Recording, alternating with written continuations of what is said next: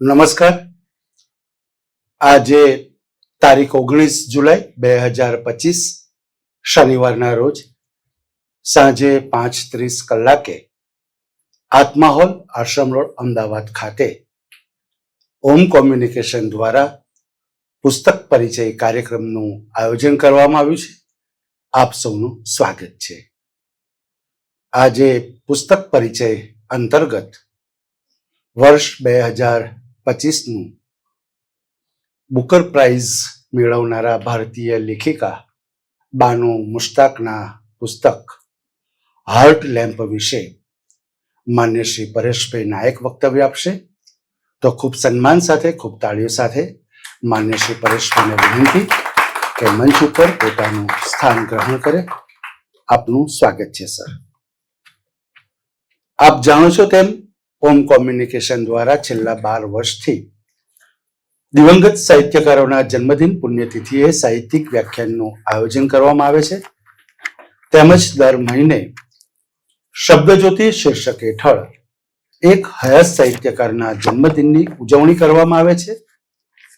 સાથે સાહિત્યના વિશિષ્ટ કાર્યક્રમો જેવા કે સાહિત્ય પંચામૃત, સંસ્કૃત પર્વ, સંત સાહિત્ય પર્વ, ગુજરાતી આત્મકથાના 150 વર્ષની ઉજવણી, શબ્દ સંપદા અને પુસ્તક પરિચય જેવા કાર્યક્રમોનું આયોજન થાય છે. આયોજન થયેલ તમામ કાર્યક્રમો યુટ્યુબમાં સાહિત્ય વિમર્શમાં અપલોડ કરવામાં આવે છે, જેથી જે અહીંયા હાજર નથી રહી શક્યા એ લોકો આ કાર્યક્રમનો લાભ લઈ શકે. પુસ્તક પરિચય અંતર્ગત સૌપ્રથમ આપણે યુપીએસસીમાં જે અભ્યાસક્રમમાં જે પુસ્તકો હતા એનો સમાવેશ કર્યો હતો. ત્યારબાદ અત્યારે નેટના અભ્યાસક્રમમાં જે પુસ્તકો છે એનો સમાવેશ કર્યો છે.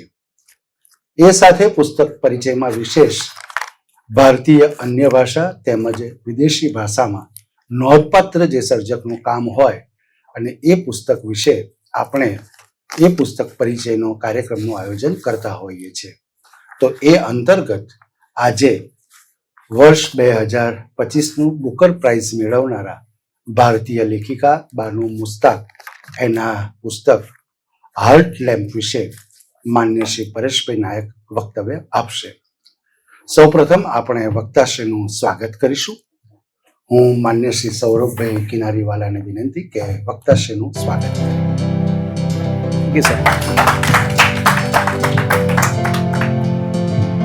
આભાર સૌરભભાઈ. હવે ખૂબ તાળીઓના સન્માન સાથે માન્ય શ્રી પરેશભાઈને વિનંતી આપ આવો અને વક્તવ્યનો પ્રારંભ કરો. સ્વાગત છે સર. નમસ્તે. આપણે ઓમ કોમ્યુનિકેશનની આ જે પુસ્તક પરિચયનો પ્રકલ્પ છે એમાં સંયોગ વશાત જ્યારે મારે બોલવાનું આવ્યું છે ત્યારે સ્ત્રી લેખિકાના પુસ્તકો વિશે બોલવાનું આવ્યું છે. આ મોટે ભાગે બુકર અથવા નોબેલ અથવા બુકર અને નોબેલ એ કોન્ટેક્સમાં મેં જેટલા બી અહીંયા ઓમ કોમ્યુનિકેશનમાં વ્યાખ્યાનો કરવાનું થયું છે એમાં એ તમામ મહિલાઓ છે. એ ખરેખર ગર્વની બાબત છે. બાનુ મુશ્તાકને 2025નો બુકર મળે છે, ઇન્ટરનેશનલ બુકર. એ સાચે જ આપણા દેશ માટે એક સેલિબ્રેશનનો વિષય છે, પણ આપણા દેશે જેટલી ખેલદિલીથી એને ઉજવવો જોઈએ એટલી ખેલદિલીથી ઉજવ્યો નથી. જ્યારે ટોમ્બ ઓફ આમને ગીતાંજલિ શ્રીને જ્યારે ટોમ્બ ઓફ સાયન્સ માટે મળ્યો ત્યારે પણ આપણે એ ફરિયાદ રહી છે કે જેટલા ઉમળકાથી આપણે આપણી સ્ત્રી લેખિકાઓને વધાવવા જોઈએ એટલા ઉમળકાથી આપણે એમને વધાવવામાં દિલચોરી કરી છે. અને ઘણા બધા કારણો હોઈ શકે. એ કારણોમાં પણ જવા માટેનું એક નિમિત્ત બાનુ મુશ્તાકનું આ પુસ્તક આપણને પ્રોવાઈડ કરે છે, કારણ કે એમણે એક રીતે જોવા જઈએ તો આખું એક થીસીસ બરાબર છે હાસન પ્રદેશ કન્નડ અથવા તો કન્નડના મુસ્લિમ સમાજના સંદર્ભમાં એમણે જે કંઈ શોર્ટ સ્ટોરીઝ ટૂંકી વાર્તાઓ લખી છે, પણ એમાંથી એક વ્યાપક ચિત્ર ભારતની સ્ત્રીઓ વિશેનું પણ મળે છે. ગીતાંજલિ શ્રીમાં પણ એ એક પર્સપેક્ટિવ હતો. અને ઘણા બધા વિવેચકોએ જે લોકોએ બાનુ મુશ્તાકના નિમિત્તે અને ગીતાંજલિના નિમિત્તે ભારતીય સાહિત્યની અને ઓવરઓલ હેનકેંગ ને પણ મળ્યું કોરિયન લેખિકા, તો એ સંદર્ભમાં જે બેઝિકલી સાઉથ એશિયન રાઇટર્સનું જે પ્રદાન છે એના વિશે એક આખો જે બી ઇન્ટેલેક્ચ્યુઅલ વર્ક છે, જે બી બૌદ્ધિક સમાજ છે, ત્યાં સાચે એક ઉત્સાહ છે. અને અંગ્રેજીમાં અનુવાદ થઈને કન્નડના મુસ્લિમ સમાજની બહેનો વિશેનું આ પુસ્તક આ રીતે આખા વિશ્વમાં પહોંચે છે, એ ઘટના જીઓપોલિટિકલી પણ અને બીજા ઘણા બધા સામાજિક અને સાંસ્કૃતિક સંદર્ભમાં પણ બહુ મહત્વની ઘટના છે. લગભગ 60 વાર્તાઓ છે એમની 60 વાર્તાઓમાંથી જે 12 વાર્તાઓ સંપાદિત કરી છે દીપા ભાસ્તીએ, એ ઉપરાંતની એમની વાર્તાઓ પણ જોવી જોઈએ. એટલે જે 60 વાર્તાઓ સાથે એમનું જે એક લેખિકા તરીકેનું પોત છે, એક મેજર રાઇટરનું હોવાની પૂરેપૂરી સંભાવના છે, એવું આ 12 વાર્તાઓમાંથી પસાર થયા પછી મને લાગે છે. અને અનુવાદના સંદર્ભમાં જો આપણે થોડી વિગતે એ આખી જે ઘટના બની રહી છે એને જો સમજવાની કોશિશ કરીએ તો આજે દુનિયાભરમાં લોકોને ઘણો બધો રસ છે ભારતમાં શું થઈ રહ્યું છે, અથવા ભારતના બૌદ્ધિકો શું વિચારે છે, અને ભારતના સમાજમાં શું બની રહ્યું છે. તો આજે જે સમયગાળાની કૃતિઓ છે એમાં 1923 સુધીની લગભગ એમની વાર્તાઓ છે. એટલે આખો જે પટ છે 30 વર્ષ, એમનું 50 વર્ષનું લેખન કરે છે, અને એમાં 1923 સુધીનું એમનું જે કામ છે એનું એક પ્રતિનિધિ પુસ્તક છે, અને એ રીતે આપણે જોવું જોઈએ. એને અવોર્ડ આપનારી જે સમિતિ છે એના જે પ્રમુખ હતા મેક્સ પોર્ટર, એ પણ નવલકથાકાર છે. એમણે જે એને વિશે એટલે એને ડિસ્ક્રાઇબ કરતી વખતે જે રીતે એને અંજલિ આપી છે, અથવા તો એના જે કારણરૂપ કે અમે કઈ રીતે આ પુસ્તકને પસંદગી કર્યું છે, તો એ કહે છે કે Heartlamp is something genuinely new for English readers. A radical translation which ruffles language to create new textures in a plurality of Englishes. આ પહેલું વાક્ય મહત્વનું છે. એટલે અંગ્રેજી આજે માત્ર એક બ્રિટનમાં બોલાતું અંગ્રેજી કે લંડનમાં બોલાતું અંગ્રેજી નથી. એ જુદા જુદા પ્રદેશોમાં બોલાય છે. અમદાવાદમાં બોલાતું અંગ્રેજી પણ જુદું અંગ્રેજી છે, કે ગુજરાતમાં બોલાતું અંગ્રેજી પણ જુદું અંગ્રેજી છે. તો ગુજરાતી ઇંગ્લિશ એ પણ એક પ્રકારનો અંગ્રેજી ભાષાનો જ એક ફાંટો હોઈ શકે.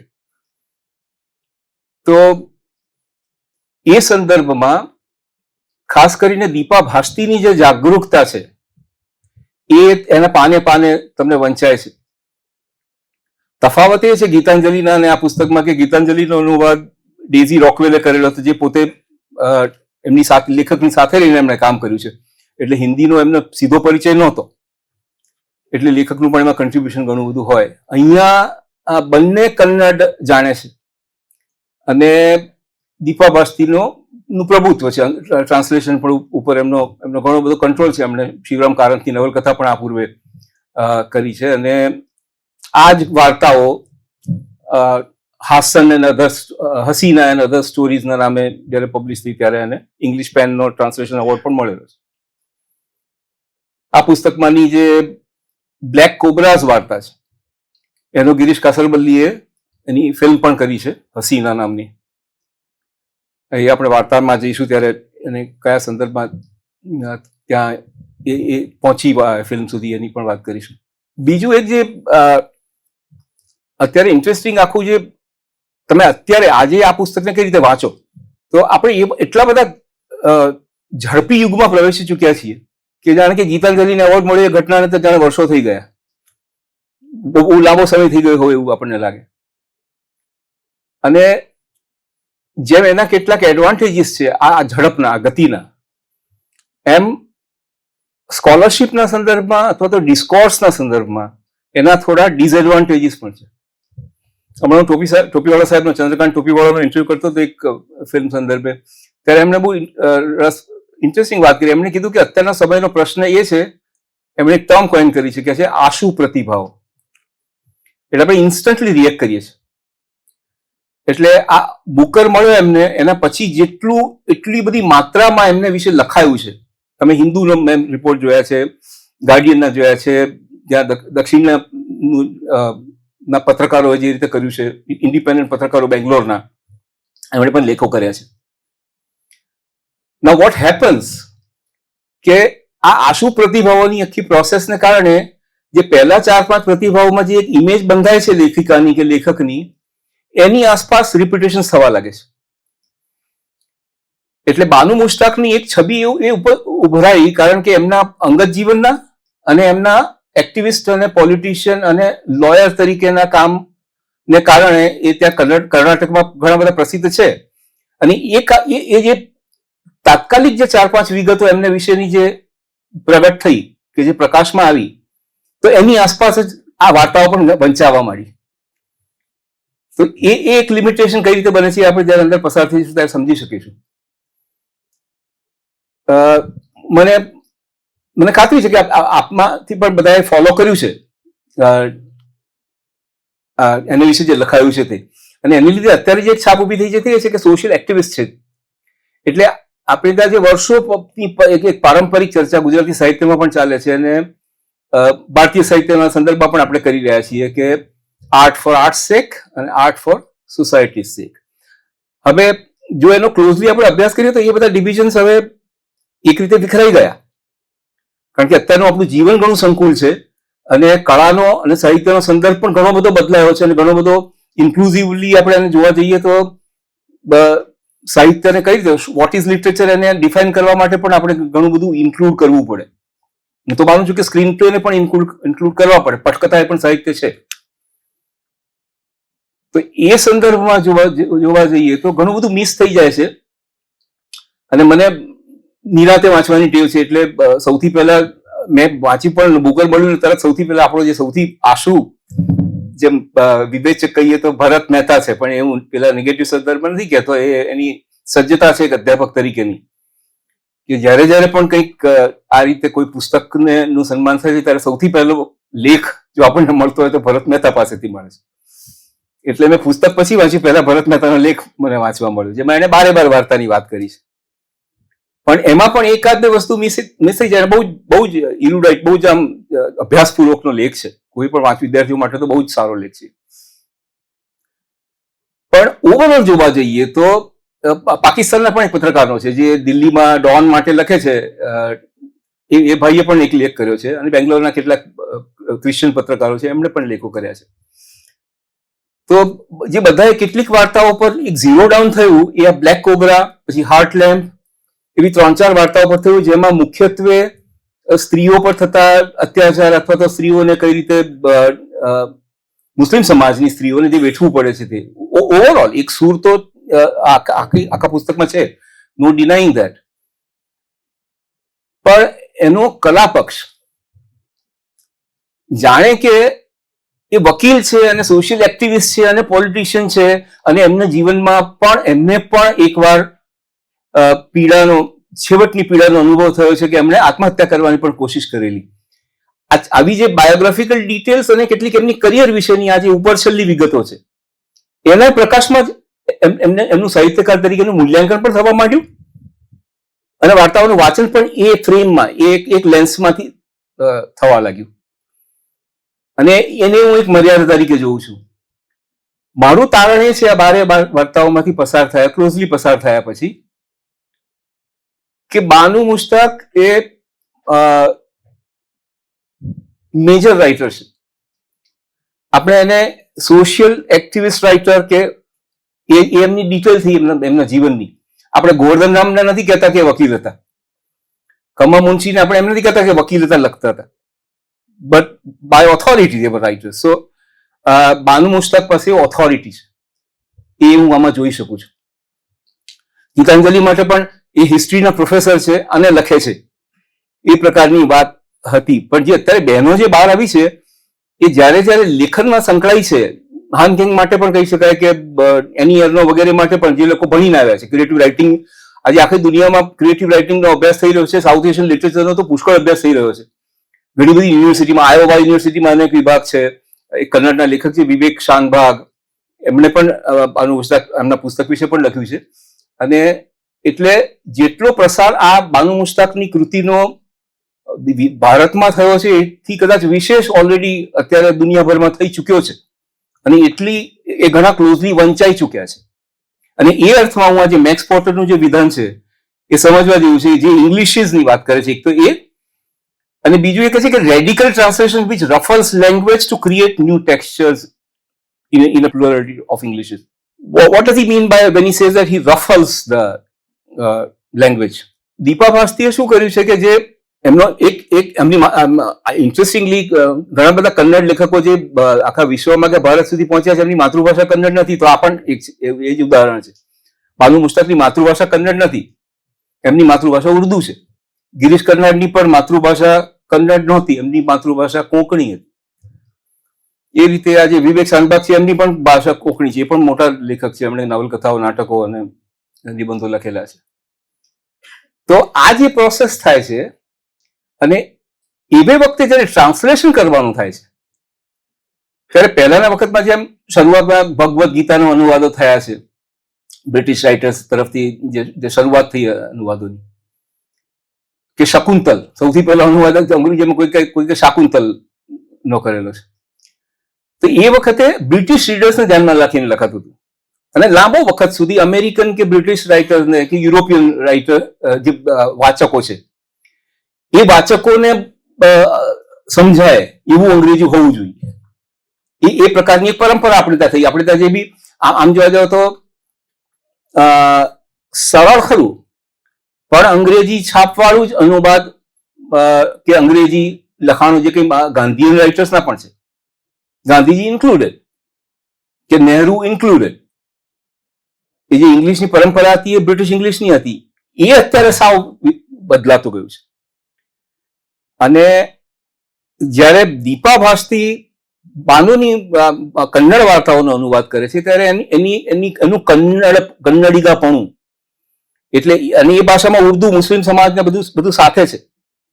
તો એ શબ્દોની બધી છાપ એમણે રાખી છે. એ લોકો રોટીને બદલે રોટી બોલે છે, ડબલ બેટ, તો એમણે ડબલ ટી લખ્યો છે અહીંયા. એટલે એ રીતે ઘણા બધા શબ્દો જે છે તેના એમને એમ રાખ્યા છે. કેટલાક જે મુસ્લિમ, દાખલા તરીકે ત્યાંના મોસ્ક કે વફ બોર્ડના જે બી સભ્યો છે, અથવા તો જે રિવાજો છે એ લોકોના, મક્કા મદીના હજ કરવા જાય છે ત્યારે રિવાજોના જે બધા ટેકનિકલ નામો છે એ પણ એમને એમ રાખ્યા છે. અને પછી એને પેરેન્થેટિકલી જરૂર જણાય ત્યારે એક્સપ્લેન કર્યા છે, જેથી વાચક ખોઈ ન જાય. બીજો જે છે, પણ એને કારણે શું થાય છે કે આખી એક નવા પ્રકારનું અંગ્રેજી ઇવોલ્વ થઈ રહ્યું છે. એમાંથી અનુવાદિત હોઈને પણ એક નવા પ્રકારનું અંગ્રેજી ઇવોલ્વ થયું છે, અને એ બહુ કમ્ફર્ટેબલ લાગે છે આપણને.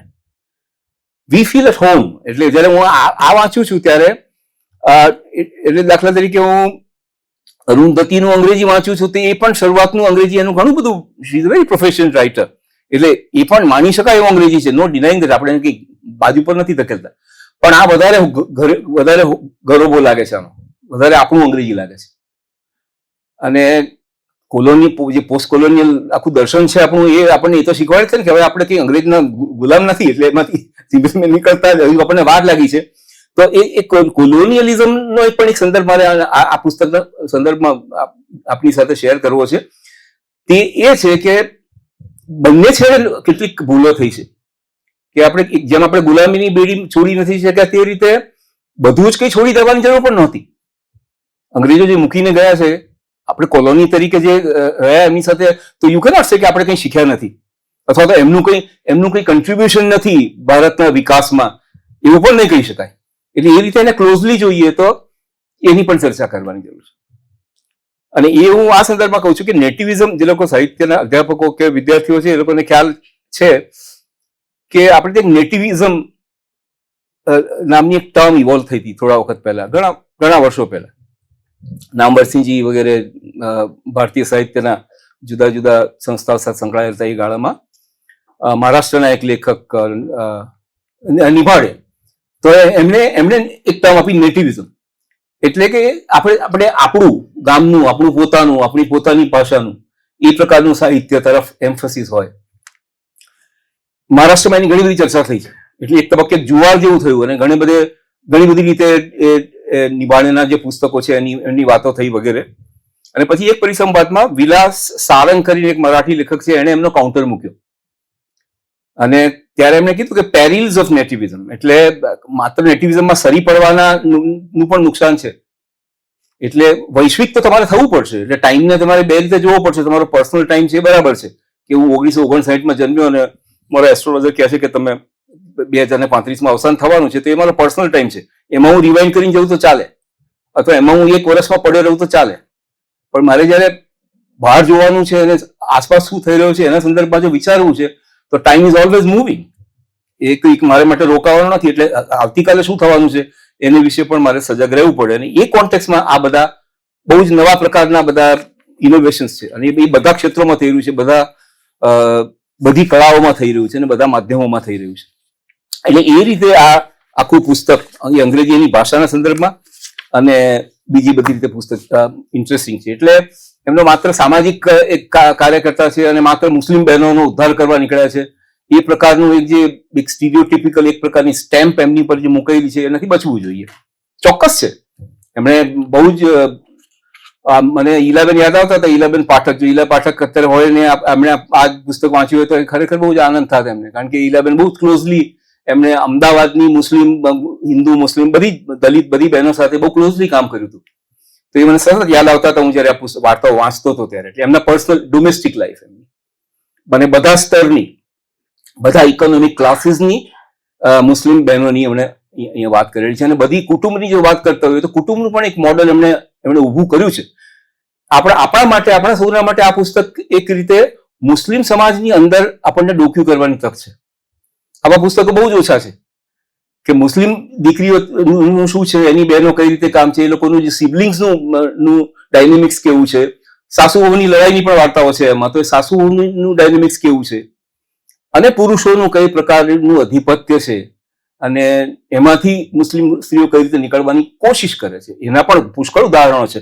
આ નિમિત્તે જે બીજી બધી ચર્ચા મીડિયામાં કે બીજા બધા ક્ષેત્રોમાં કે બીજા બધા માધ્યમોમાં, અખબારોમાં વગેરેમાં જે બહાર આવવા માંડી એ પણ કે ઉર્દુ અને હિન્દી સાહિત્ય, ભારતના ઉર્દુ અને હિન્દી સાહિત્ય વિશે પણ ઘણું કામ થઈ રહ્યું છે જે મેઇન સ્ટ્રીમમાં કદાચ બહાર આવતું નથી, પણ એને પણ લાવવું જોઈએ. એટલે પ્રોગ્રેસિવ રાઇટિંગ જે થયું છે ઉર્દુ, ખાસ કરીને ઉર્દુમાં, એ બીજી બધી ભાષાઓમાં એને લાવી શકાય. તો આ બધી ઘટનાઓને પ્રકાશમાં આપણે જો વાર્તાઓ વાંચીએ તો મેં કહ્યું એ પ્રમાણે આ કળાત્મક વાર્તાઓ છે કે નહીં એ એક પ્રકારનો શક ઓલરેડી ઉભો કરવામાં આવી રહ્યો છે. ઘણા મોટા ભાગના એવું લખ્યું છે કે હું છેલ્લે વાત કરવાનો છું કે આપણા ગુજરાતી ક્રિટિકે તો લગભગ એવો આદેશ આપી દીધો છે કે આમને નહોતું આપવું જોઈતું અને આ એક પ્રકાર જાણે દુર્ઘટના હોય એવી રીતે એના વિશે લખાયું છે. એની વિશે વાત કરવાનું છે પછી. બધા પોઈન્ટ એનું એક કારણ છે કે આપણે ઇન્ટરનેશનલિઝમ મિસ કરીએ છીએ. કેટલાક એવું વિવેચન કર્યું છે કે આમાં ડોક્યુમેન્ટેશન છે પુષ્કળ. નાઉ what is wrong if there is documentation? A documentation કઈ રીતે થયું છે એના આધારે આપણે એનું મૂલ્યાંકન કરવું જોઈએ. દાખલા તરીકે રઘુવીર ચૌધરીની કથાત્રય છે ઉપરવાસ, તો એનું મૂલ્ય એ છે કે એ ડોક્યુમેન્ટેશન છે. એ ઉત્તર ગુજરાતના ગ્રામીણ પ્રદેશનું આખું એક બહુ જ લાંબા પથ ઉપર નું આઝાદીના સમયગાળા સુધીનું કે પછીના સુધી એક આખું ડોક્યુમેન્ટેશન છે કે ઉત્તર ગુજરાતના ગુજરાતી કૃષિ સમાજનું. તો ધ પોઈન્ટ ઇઝ કે if I have to compare Banu Mushtaq with someone in Gujarati writing, જે વાંચતા મને જે દેખાય, તો I would zero it down on મેઘાણી. મને ઘણી બધી એમની વાર્તા લખે કે વહુ અને ઘોડો મેઘાણીની વાર્તા છે, જે સ્ત્રીના અવાજમાં શરૂ થતી, એટલે વાર્તાઓ એમની એ રીતની છે. બીજું કે મેઘાણી વિશે આપણે જાણીએ છીએ કે તો રસોડામાંથી ને બહેનો પાસે જઈને બધું વાર્તાઓ ગીતો ઉઘરાવતા હતા, એટલે ગીતો પણ એ વાર્તા છે, એમાં સ્ટોરી ટેલિંગ એમાં પણ છે. એ રીતે એ કલ્ચરથી એમનો એ કલ્ચર વિશેનો એમનો અભ્યાસ હતો. તો બાનુ મુશ્તાકની વકીલની જે ઓફિસ છે, એ વકીલ તરીકેની એમની ઓફિસમાં જે આવતી સ્ત્રીઓ, એટલે એમનું એક્ટિવિઝમ બે રીતે ચાલ્યું છે કે વકીલ એક બાજુ કેસીસ લડે છે અને એમના જીવન વિશે જાણે છે, વિચારે છે, રાત્રે એના વિશે વિચાર કરે છે. તો this is a long process. આ 50 વર્ષનું એમનું જે એક કામ છે એને એમણે વાર્તાઓમાં ઢાળવા માંડ્યું. અને એ રીતે જે હસીના ફિલ્મ થઈ એ જે જોશો તો પણ ખ્યાલ છે, અદભુત ફિલ્મ છે, ગિરીશ કાસુરવલ્લીએ કરી છે. અને વાર્તાકાર તરીકે બહુ ઇવોલ્વ થયેલા વાર્તાકાર લાગે છે. અને એ કેમ લાગે છે? કારણ કે મેં જે કહ્યું કે તફાવત એ છે કે ગીતાંજલિમાં આપણને લેખક અને અનુવાદ વચ્ચેનું એક પ્રકારની ક્લોઝ વર્ક છે, અને કારણે એ ભેદ દેખાતો નથી. અહીંયા Deepa Bhasthi has made that extra effort to bring in the linguistic contact અને ફોનેટિક્સથી માંડીને એ પણ બધું લાવવાની કોશિશ કરી છે, જેને કારણે આપણને એની ફ્લેવર મળે છે. અને એને કારણે એમની જે ક્રિએટિવ પોટેન્શિયલ છે, તો હું મેઘાણી સાથે એટલા માટે સરખાવું છું કે માત્ર સોશિયલી કમિટેડ રાઇટર નથી, she is a full fledge writer. લેખન, વાર્તા કળા શું છે એની એમને પાકે પાયે ખબર છે. અને ગુજરાતી વિવેચકોએ જે વિવેચન કર્યું છે એમાંના જે એક વિવેચકે એમને દંડ્યા છે બાનુ મુશ્તાકને, તે એ રીતે દંડ્યા છે કે તમને વાર્તા લખતા આવડતું જ નથી. તમે તો દસ્તાવેજીકરણ કરો છો, તમે તો મુસ્લિમ સમાજ વિશે બધી વિગતો આપો છો. તો વિગતો તો સંશોધનનો ભાગ છે, પણ એ સંશોધિત વિગતો નથી. બાનુ મુશ્તાકે એમના એક ઇન્ટરવ્યુમાં કીધું છે કે હું બહુ રિસર્ચ નથી કરતી, I depend on my gut level feeling, કે હું બહેનો સાથે વાતો કરું છું અને પછી મને જે મનમાં વસી જાય એના વિશે લખું છું. અને એ જે ફ્લો છે લખવાનો એ દેખાય છે, અને મેઘાણીમાં છે. મેઘાણીના બધા લખાણોમાં તમને ફ્લો દેખાય. એકમ કોઈ ઝડપથી લખી રહ્યો હોય એવું લાગે, અને તમારી સાથે ઝડપથી કોઈ વાત કરી હોય એવું લાગે. એવું આ બાનુ મુશ્તાકની બધી વાર્તાઓમાં છે. જે વાર્તા તત્વની જે વાત કરું છું એમાં પાત્રો છે એમની પાસે પુષ્કળ. દાખલા તરીકે આ જે 12 વાર્તાઓ છે, આપણું ગુજરાતી ટૂંકી વાર્તાનો પટ કેટલો? ગુજરાતી ટૂંકી વાર્તાનું ઓવરઓલ તમે જો એવરેજ કાઢો તો આપણી પરબની 5-6 પાના 7 પાનાની છે, એટલે લગભગ 2,500 શબ્દો થયા. એ કદ આખું અત્યારે નિશ્ચિત થઈ ગયેલું છે, અને એ પ્રમાણે ટૂંકી વાર્તાઓ લખાય છે. Many of them are very interesting. આપણે એ રીતે કમ્પેર નથી કરતા, પણ શરૂઆતના ગાળામાં દાખલા તરીકે જૈન ખત્રી વગેરે, મેઘાણી વગેરે, એ લોકો જે મળ્યા, એ બધા વાર્તાકારોની ઘણી બધી વાર્તાઓ તમે જોશો તો 5,000 શબ્દોથી ઉપરાંતની પણ, 4,500 શબ્દો, એટલે પ્રિન્ટના તમને 15 થી 20 પાના અત્યારની પ્રિન્ટના મળે. તો હવે ધેટ ઇઝ ડિફરન્ટ. હવે એ દરેક વાર્તાની અંદર મેં જોયું તો આ 12 વાર્તાઓમાં બધું મળી લગભગ 100 ઉપરાંત પાત્રો છે. એટલે એને એ રીતે ગ્રહણ કરવું પણ એ રીતે બહુ requires that alertness as a reader also. જે દરેક વાર્તામાં ઓન એન એવરેજ 10 પાત્રો થયા, 10 થી 11 પાત્રો છે દરેક વાર્તામાં, નાના મોટા થઈને. અને એમની description, she is very good at description, જે ફિક્શનનું એક મેઇન એલિમેન્ટ છે. જે તમે નોવેલની વાત કરતા હો કે શોર્ટ સ્ટોરીની વાત કરતા હો, તો you should be able to describe the details. અને કઈ રીતે ડિટેલ્સ? દાખલા તરીકે એક વાર્તાનું નામ છે હાઈ હીલ્ડ શૂ નામની એક અંગ્રેજી ટાઇટલ, જેને બીજા ખબર નથી મૂળ ટાઇટલ્સ આપણને. તો ઊંચી એડીની શૂની વાત છે કે એક મુસ્લિમ પતિ છે, એમણે મુસ્લિમ સમાજને ક્રિટિસાઇઝ કરવાનું કંઈ બાકી નથી રાખ્યું, અને બહુ નિષ્ઠુરતાથી ક્રિટિસાઇઝ કર્યું છે. તો એમ કે સાઉદી અરેબિયા જઈને જે મુસ્લિમો આવે છે એ બધા જાતભાતની લાલી લિપસ્ટિક, રાડો, ઘડિયાળો અને સોનાના બધા એમ કે કઈ પોતાના નામના પેન્ડન્ટ બનાવીને આવે છે, તો જેથી કરીને એમનું નામ પોતાને ભૂલાઈ ના જાય, સાઉદી અરેબિયાથી પાછા આવે. There is a lot of humour about it. She also humorously વાત કરે છે કે એના માટે લગાવો છો તમે કે જે તમારું નામ ભૂલાઈ ના જાય.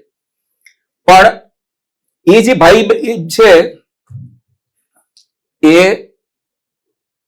ઘરે આવ્યો છે પાછો, ત્યારે એનો જે નાનો ભાઈ છે એ ડેપ્યુટી પોલીસ કમિશનરની ઓફિસમાં સેકન્ડ પ્યુન છે, પટાવાળા છે, પણ એને રાડો ઘડિયાળ મળે છે. સો એનો કોન્ફિડન્સ આખો બદલાઈ જાય છે અને એમને આખો જીવનનો રસ છે સાઉદી અરેબિયાથી આવતી વસ્તુઓ તરફ જ એમનું આકર્ષણ છે અને એ એમનું મૂલ્ય થઈ જાય છે.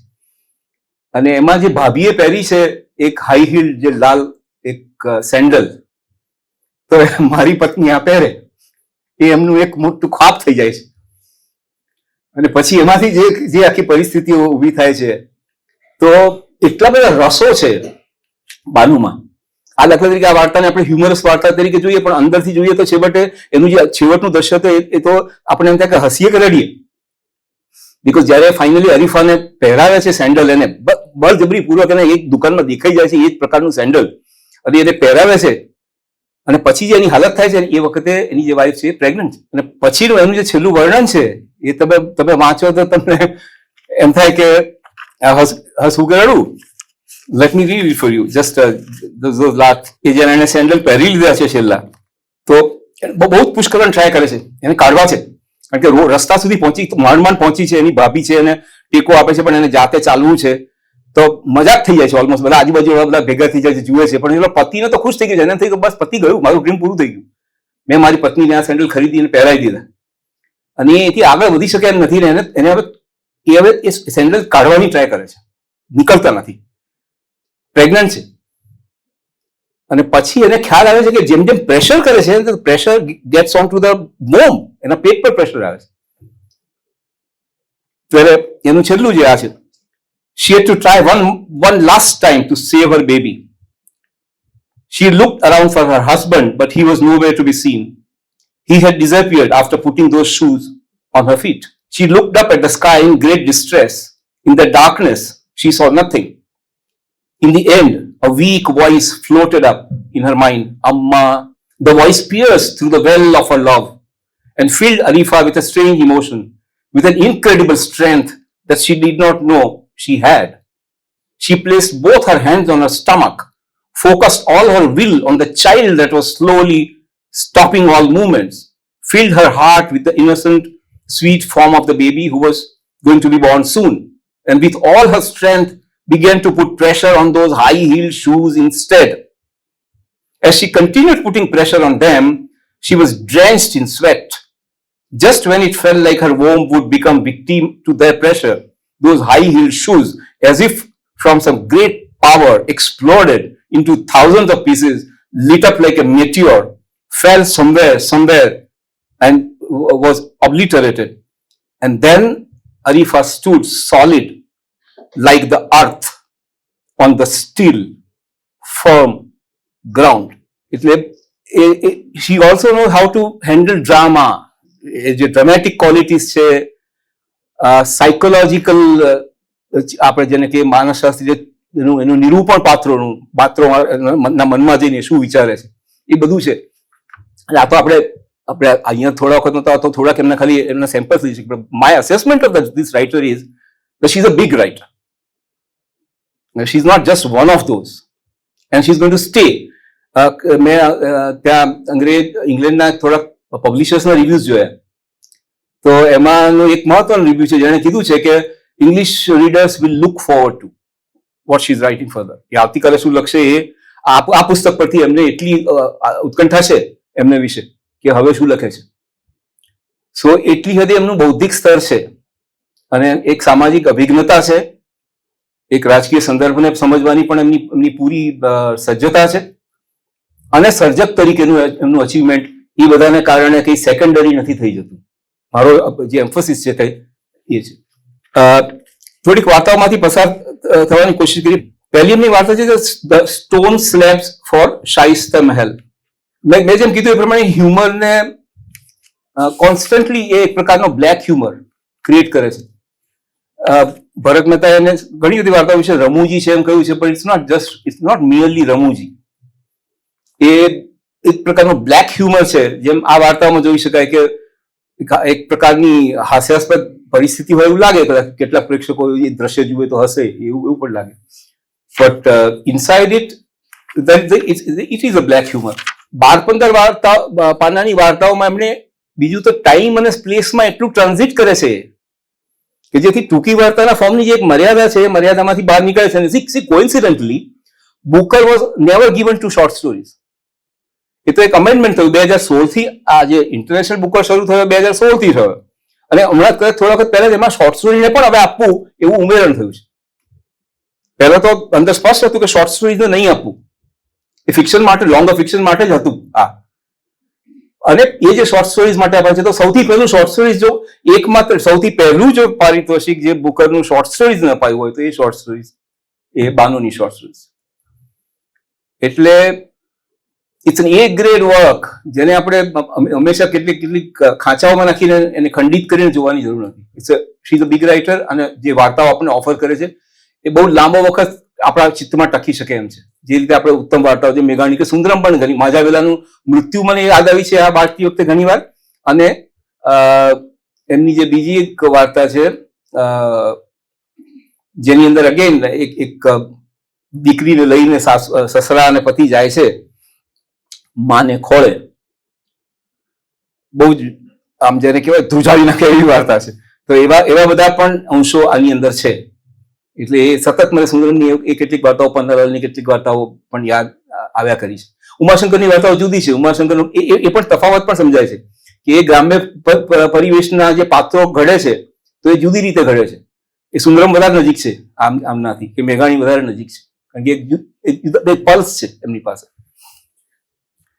તો આજે stone slabs of four Shaista મહેલ, મુજાહિદ અને ઝીનત કપલ છે. અને ઝીનત આ વાર્તા કહી રહી છે.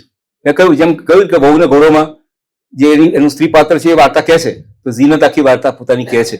અને વાર્તા શરૂ થાય છે ત્યારે એ રીતે કે મારા પતિ છે તે કર્ણાટકા એન્જિનિયરિંગ રિસર્ચ સેન્ટરમાં જોડાયા છે અને આખો વખત ઓફિસમાં હોય છે, પણ એ પ્રકૃતિ બહુ સરસ છે, પણ હું ઘરમાં એકલી પડી જઉં છું. એના પછી એકવાર એક મિત્રનો એમને પરિચય થયા છે, ઇફ્તિખાર અહેમદ અને શઇસ્તા. તો આ શઇસ્તા એ પછી આખી વાર્તાનું ધીમે ધીમે કેન્દ્ર બને છે. કઈ રીતે કેન્દ્ર બને છે કે ઇફ્તિખાર અહેમદ છે બહુ જ પ્રેમમાં છે પોતાની પત્નીના, શઇસ્તાના, અને સતત એને વખાણ કરે છે, સતત એને કંઈક આપ્યા કરે છે. અને અત્યાર સુધીમાં એમને 6 સંતાનો છે. એમાંની જે સૌથી મોટી દીકરી છે આસિફા, એ અત્યારે બાકીના જે 5 સંતાનો છે એની માની ભૂમિકા ભજવે છે. અને એ પરંપરાનું આખું જે ચિત્ર છે એમનું એમણે બહુ વેધક નિરૂપણ કર્યું છે કે કઈ રીતે એ જે એલ્ડેસ્ટ ડોટર અને વાઇફ એ બંનેને પોતે કેટલો બધો પ્રેમ કરે છે પુરુષ, એવા દાવા સાથે કેટલું બધું શોષણ કરે છે, એનું આખું નિરૂપણ છે. અને એનું જે કેન્દ્રવર્તી વિચાર છે તે જે શાઇસ્તા મહેલ કીધું છે તે તાજમહેલના સંદર્ભમાં કીધું છે કે આ ઝીનત અને મુજાહિદ મળવા જાય છે ત્યારે એ ચર્ચા ચાલે છે. એ કહે છે કે હું તો તારે માટે શાઇસ્તા મહેલ બનાવી દઉં, મારું ચાલે તો હું તને આમ કરું તેમ કરું. ના, એમણે એટલું બધું વિગતસર વર્ણન કર્યું છે કે વાચક સુધી જે વાત પહોંચે છે એ પહોંચે છે કે હી ઇઝ એક જે સેક્સ્યુઅલ ઓબ્સેશન હોય છે પુરુષનું, પોતાની સ્ત્રીનું શરીર સચવાવું જોઈએ. ઘણી બધી વાર્તાઓમાં એ છે કે કઈ રીતે પ્રેગ્નન્ટ છે સ્ત્રી, અને પછી મુસ્લિમોમાં કઈ એવો રિવાજ છે કે 40 દિવસ સુધી એને એ પ્રેગ્નન્સીના ગાળામાં પછી 40 દિવસ પછી એ પાછી આવે, એટલે ત્યાં સુધીમાં શી રિકવર્સ ફ્રોમ ઇટ. પણ એ આ ભાઈ છે તે દર 15 દિવસ, જયારે આ બધી ડિલિવરી થઈ છે ત્યારે એ 15 દિવસ પછી હનીમૂન પર ગયા છે ફરી. સો એ જે આખો જે મેરિટલ કોન્જ્યુગલ લવ, મેરેજમાં સેક્સ લાઈફ કોણ ડિટરમાઇન કરે છે, એ એક ઇસ્યુ છે ને. Who determines whether I want to have sex tonight or not?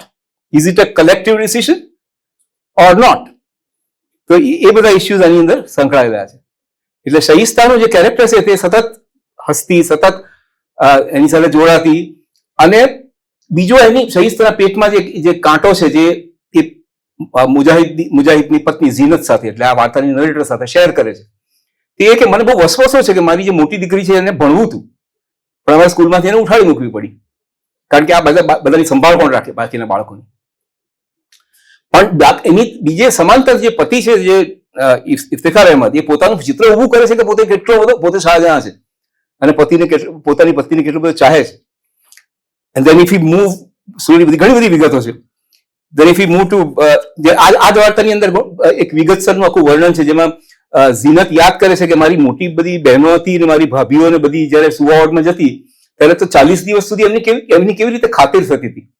ત્યારે એના વર્ણનો છે કે બેડ વોટર છે સ્ત્રીના બોડીમાં, એમ કે એના માટે એને રોજ સવારે 3 તગારા ગરમ પાણીના થી એને નવડાવવામાં આવે, પછી મોટા બ્લેન્કેટ્સથી એનો પરસેવો કાઢવામાં આવે, એ પરસેવો નીકળે પછી એને પુષ્કળ ઘી અને સૂકા મેવા સાથેની વાનગીઓ એને ખવડાવવામાં આવે, જેથી કરીને 40મા દિવસ 40 દિવસ એ રીતે 40 દિવસ સુધી એની સાર સંભાળ થાય, અને so that she is ready for her domestic life.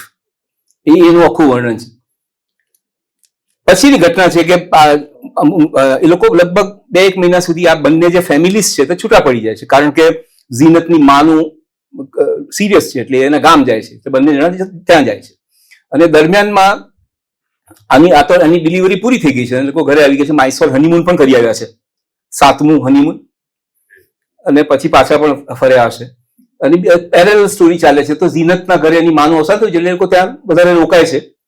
અને જયારે 40-45 દિવસ પછી જયારે પાછા ફરે છે વેકેશન પછી, અને પછી ફરી જયારે એના ઘરે જાય છે ત્યારે ત્યાં જે જુએ છે એ સાંભળવા જેવું છે, કારણ કે એ બારણું ખખડાવે છે તો કોઈ ખોલતું નથી, અને ઘર જીવન ચાલુ તો છે એ ખબર પડે છે. When we reached the house, it looked like the garden was not being maintained. Bhabhi, Shaista Bhabhi, it's me, Zinat. Come out in 2 minutes. If not, I'll break the door. No, લાંબુ છે આ દ્રશ્ય, પણ છેલ્લું ભાગ જોઉં છું કે બહુ અકળી જાય છે કે કેમ ખોલતા નથી બારણું. છે ઘરમાં કોઈ ખબર પડે છે તો બારણું કેમ નથી ખોલતા. And then I heard the sound of the bolt. Iftikhar followed the sound. I had assumed he would be at the factory and felt a little embarrassed. And એમાં તું કે શાઇસ્તા ખોલશે બારણું અને પેલો ફેક્ટરીમાં હશે. I took a couple of steps back.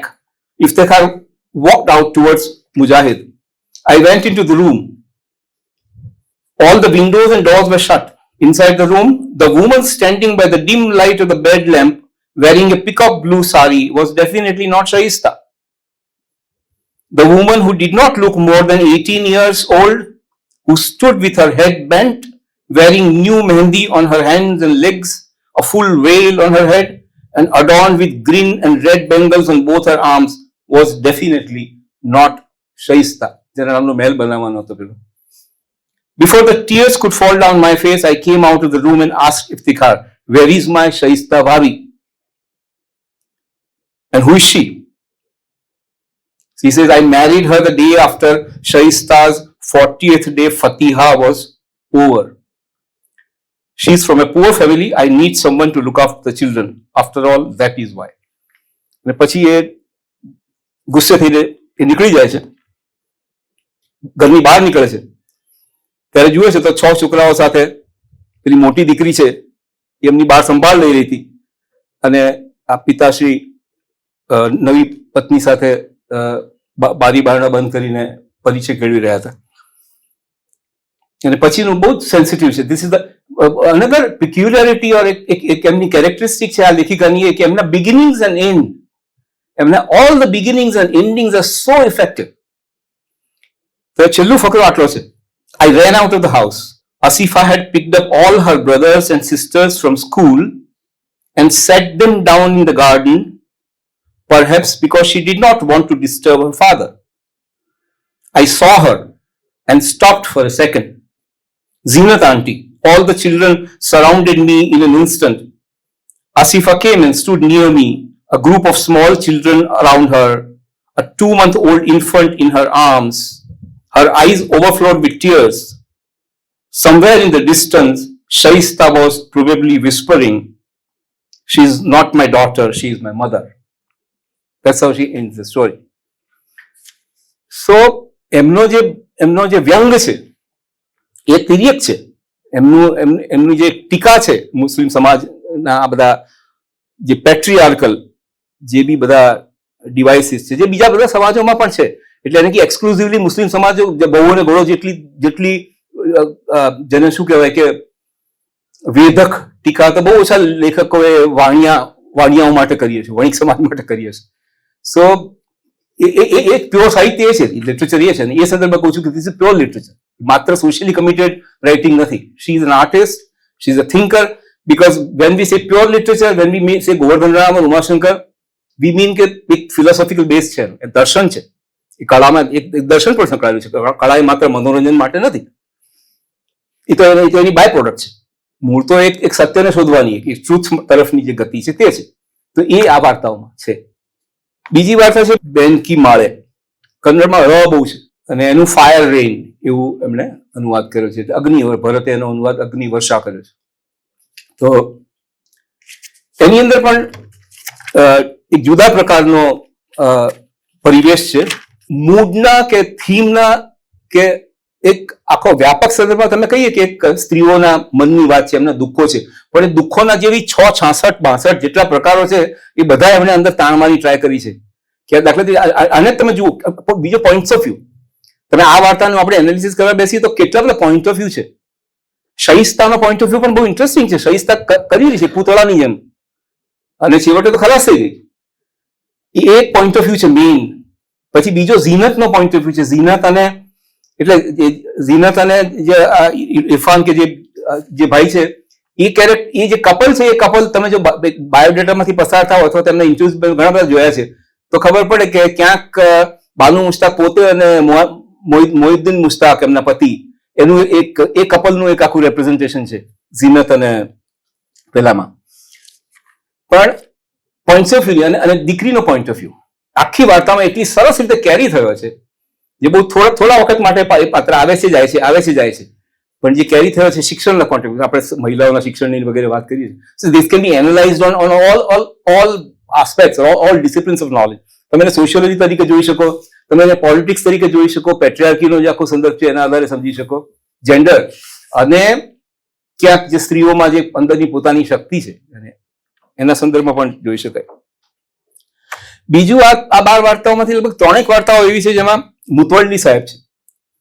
અને મુતવલ્લી એટલે જે વક્ફ બોર્ડની જે બી પ્રોપર્ટીઝ છે, મોટે ભાગે મસ્જિદો, એ મસ્જિદોના વ્યવસ્થાપક, આપણે જેમ ટ્રસ્ટી, જે મેનેજિંગ ટ્રસ્ટી કહીએ, એ પ્રકારની એક વ્યવસ્થા છે ત્યાં.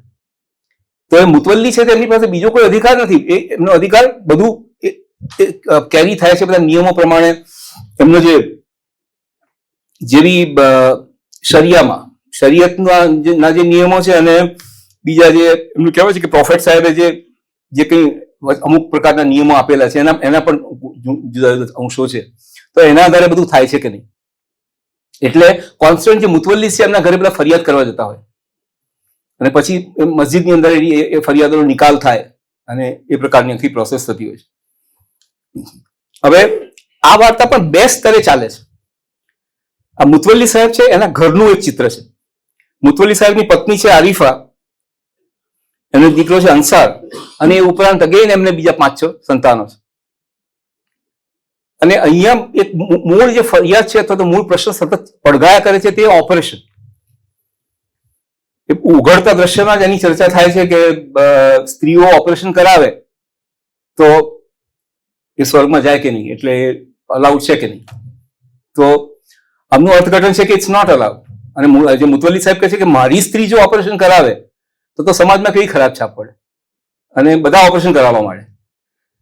તો એની આજુબાજુ ચાલતી આખી વાર્તા છે. અને એની સાથે બીજો એક કુશળ, અહીંયા એમને વકીલ તરીકે એમને બધી ટેલેન્ટ પણ આમાં આવે છે, જેમ મુનશી સાહેબની બી આવે છે. કમા મુનશીનું વકીલ હોવું એમાં જેમ આપણે એને આધારે નથી જોતા, એમ વકીલ હોવાને કારણે એમને જે પોલિટિક્સ ગુજરાતનું નાથનું, તો અહીંયા એમ જે બીજો એક સ્લાઇડ કરે છે એક બીજો મુદ્દો, એ 6થા ભાગનો, કે આજે મુતવલ્લી સાહેબ છે પોતાનું ડોમેસ્ટિક લાઈફ એમની આ છે કે પોતાની પત્ની પર આ જાતનો કંટ્રોલ સતત રાખ્યો છે એમણે, અને સમાજ પર પણ આ જાતનો કંટ્રોલ રાખે છે કે ઓપરેશન કરવા દેતા નથી. એવો અર્થ થયો. તો આગલી રાતે જ એમની બેન છે જમીલા, એ એના હસબન્ડ સાથે આવી છે અને બીજા ગામમાં રહે છે, અને એ આવીને ક્લેમ કરી રહી છે કે મારો 6થો ભાગ મને જોઈએ. અને એ ભણેલી છે. ભણેલી છે એટલે માત્ર બીજું ભણેલી નથી, એ શરિયત પણ ભણેલી છે અને કુરાન પણ ભણેલી છે. એટલે એ એમ કે છે કે છે આપણા ધર્મશાસ્ત્રમાં છે કુરાનમાં કે 6થો ભાગ મળવો જોઈએ બેન સ્ત્રીઓને. સો આ એક આખો બીજો એક આખો આસ્પેક્ટ છે આ બધી 12 વાર્તાઓનો અથવા બાનુ મુશ્તાકના આખા બોડી ઓફ વર્કનો, કે આપણને સમજાય કે એમનું જે કુરાન અને જે બીજા ગ્રંથો છે જેના આધારે નિયમો ઘડાયા છે એ બધા તો ઘણા પ્રોગ્રેસિવ છે.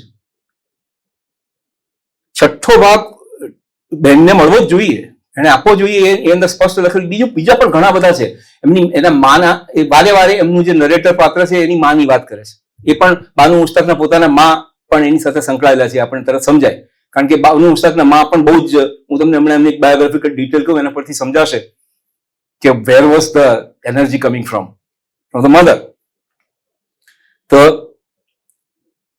એ જે બેન છે એ તો ક્લેમ કરવા આવી છે અને આ ભાઈ પકડી ગયા છે કે આ 6થો ભાગમાં બીજી 4 બહેનો છે અને બીજી પણ એક બહેન આવે છે જે બહુ જ દુઃખી છે, જેનો હસબન્ડ મરી ગયો છે અને એને ભરણ પોષણ સુધીના પ્રશ્નો છે. તો એ બધાની સાથે એ કોન્સ્ટન્ટ એમનું આખું જે ચિત્રણ છે મુતવલ્લી સાહેબનું, એ ફરે છે, હરે છે, ખાય છે, પીએ છે, વાતો કરે છે. અને એક કેસ એટલા બધા પેરેલલ ટ્રેક્સ છે આપણે સ્ટોરી ટેલિંગ રીતે જોઈએ તો આ એક ફાયર રેન વાર્તાની અંદર કે સતત એક બીજી સ્ત્રી છે આવીને મુતવલ્લી સાહેબને કહે છે કે મારો ન્યાય કરો, કારણ કે એનો પતિ છે એને છોડી ગયો છે અને એને ન્યાય જોઈએ છે. તો એનો પતિ છે રિક્ષાવાળો છે, ઓટો રિક્ષા ડ્રાઈવર છે અને એને છોડી ગયો છે બીજી સ્ત્રીની ફેવરમાં અને બીજી એક હિન્દુ સ્ત્રીના પ્રેમમાં છે. એટલે ચર્ચા થાય છે ત્યારે કહે છે કે તો એ હિન્દુ સ્ત્રીને કન્વર્ટ કરીને એની સાથે લગ્ન કરશે તો એમાં વાંધો શું છે, કારણ કે તે એને છોકરો નથી આપ્યો. એને 3 છોકરીઓ છે. તો એ નાની મુન્ની નામની છોકરી છે અને એના માટે એને આખી ડિમાન્ડ કરતી ફર્યા કરે છે આજુબાજુ. અને મુતવલ્લી સાહેબ આખું બધું મેનેજ કરે છે, જુએ છે. અને પેલો જે યુસુફ છે એ રિક્ષા લઈને આવે છે અને એમની સાથે બારે એમને લઈ જાય છે, એમને ખવડાવે પીવડાવે છે, પછી પાછા આવે છે. સો આ પ્રકારના ચિત્રો જે મુસ્લિમ સમાજમાં જે પદાધિકારીઓ છે, પદાધિકારીઓનું જેને કહીએ ને કે એમનું અધિપત્ય અથવા એમનું જે એમની એટ્રોસિટી એ જાતની એનો દુરુપયોગ કરવાનું જે આખું વલણ છે. બીજું જે એક એમની જે વાર્તા કાળના સંદર્ભમાં કહીએ તો જે ફાયર રેન વાર્તા છે એ વાર્તામાં એ જે મેં પેરેલલ ટ્રેક્સ કીધા એમાંનો એક પેરેલલ ટ્રેક એ છે કે થોડા વખત પહેલા મુતવલ્લી સાહેબે એક નસીમ નામના મુસ્લિમ યુવકને કે પૈસા આપ્યા હતા 250 રૂપિયા મસ્જિદમાં રંગ કરવા માટે, અને પૈસા લઈને ભાગી ગયો હતો. એટલે એને એક બાર પકડી લાવવામાં આવ્યો હતો અને એને મારવામાં પણ આવ્યો હતો. તો જયારે મુતવલ્લી સાહેબની પંચાયત ચાલી રહી છે જયારે એમના ઘરે, ત્યારે યુસુફ નામનો એમનો એક દાઉદ નામનો એક એમનો ખાસ રાઈટ હેન્ડ છે, એ આવીને કહે છે કે પેલો પેઇન્ટર નસીર છે તો મરી ગયો. અને મરી ગયો તો ખરો, પણ પોલીસે સંભવ એને હિન્દુ સ્મશાન ગ્રુપમાં લઈ ગયા છે, એને હિન્દુ માનીને. સો હી ધેન ટેક્સ અપ, એટલે બધા જે પંચાયતમાં જે હાજર છે બધા સભ્યોને ઇન્ક્લુડિંગ એનો બનેવી જે હકીકતમાં પૈસા માંગવા આવ્યો હતો. સો એવરીબડી ઇઝ શોક. એટલે મુસ્લિમ સમાજમાં એમની કોઈ પણ મુસ્લિમ પુરુષની લાશ જો હિન્દુ વિધિથી થઈ તો એ તો કેટલું મોટું પાપ કહેવાય. એટલે એ સંદર્ભમાં આખી ચર્ચા શરૂ થાય છે અને એનો કઈ રીતે પોલિટિકલ એડવાન્ટેજ લે છે મુતવલ્લી સાહેબ. એટલે એ જે ઉસ્માનભાઈ છે મુતવલ્લી સાહેબ એ શું કરે છે, આખું એક બધાને એ કહે છે કે ચાલો આપણે આ તો પોલીસ કમિશનર પાસે જઈએ અને એની વિશે ફરિયાદ કરીને આપણે we have to gate that body, અને એ બોડીને આપણે આવતીકાલે આપણે અહીંયા સ્મશાન આપણા કબ્રસ્તાન સુધી પહોંચાડવું પડે, આપણી ફરજ છે. અને એ રીતે આખો એમનો જે ધાર્મિક જે આખો એંગલ છે રજૂ કરે છે. બ્રીફલી જો કહું તો આખું સરઘસ જાય છે અને એ આખું જે પોલિટિકલ આખો એક જે પાવર ક્રિએટ કરવાની જે કોશિશ છે એમની ધીમે ધીમે થઈ રહ્યું એવું લાગે છે. અને એ દરમિયાનમાં પેલું જે પેઇન્ટર છે એ દારૂ પીધેલો દોડતો ક્યાંકથી અફલાતો આવે છે અને કહે છે કે છું હું એમનો આનો લાઈવ, અને આ કોઈ ડેડ બોડી બીજું જ છે. બધાની જેમ ગુરુદત્તને જે પેલી પ્યાસામાં આમ ખસેડી નાખે છે એવી રીતે they just ignore him completely અને they finish the whole rite ritual of dafnawing the so-called Muslim body according to Muslim વિધિ વિધાન. અને પછી જયારે એ પાછા આવે છે ત્યારે એને સમજાય છે કે આ શું થયું, અને વાચક તરીકે what the writer throws at us is, how we stamp the whole thing of religion. આપણે દરેક વખતે જે આપણે મરદાને નથી છોડતા કે મૃત્યુ, કારણ કે વાર્તાના અંત સુધી ખબર નથી પડતી કે કોનું ડેડ બોડી હતું, અને વાર્તાકારને એ કહેવામાં રસ નથી, કારણ કે એને પણ નથી ખબર. એટલે એને કહેવાનું એમ છે કે આપણને ક્યાં બધાને ખબર છે કે આપણા બધાના ડેડ બોડીઝને શું થાય છે. અને આજના સંદર્ભમાં જો આ વાર્તાને વાંચીએ તો do we not watch television, do we not know what is happening in Gaza or elsewhere or everywhere or even here and around left and right. એટલે એ સંદર્ભમાં આખું જે યુનિવર્સાલિટી ક્રિએટ કરે છે આ બધી વાર્તાઓ, જુદા જુદા સમાજોના સંદર્ભમાં, અને જેન્ડરના સંદર્ભમાં, સ્ત્રી પુરુષોના સંદર્ભમાં, એમને પોઝિટિવ પણ, જેમ કીધું જેમ પેલું પોઝિટિવ કપલ્સ પણ છે.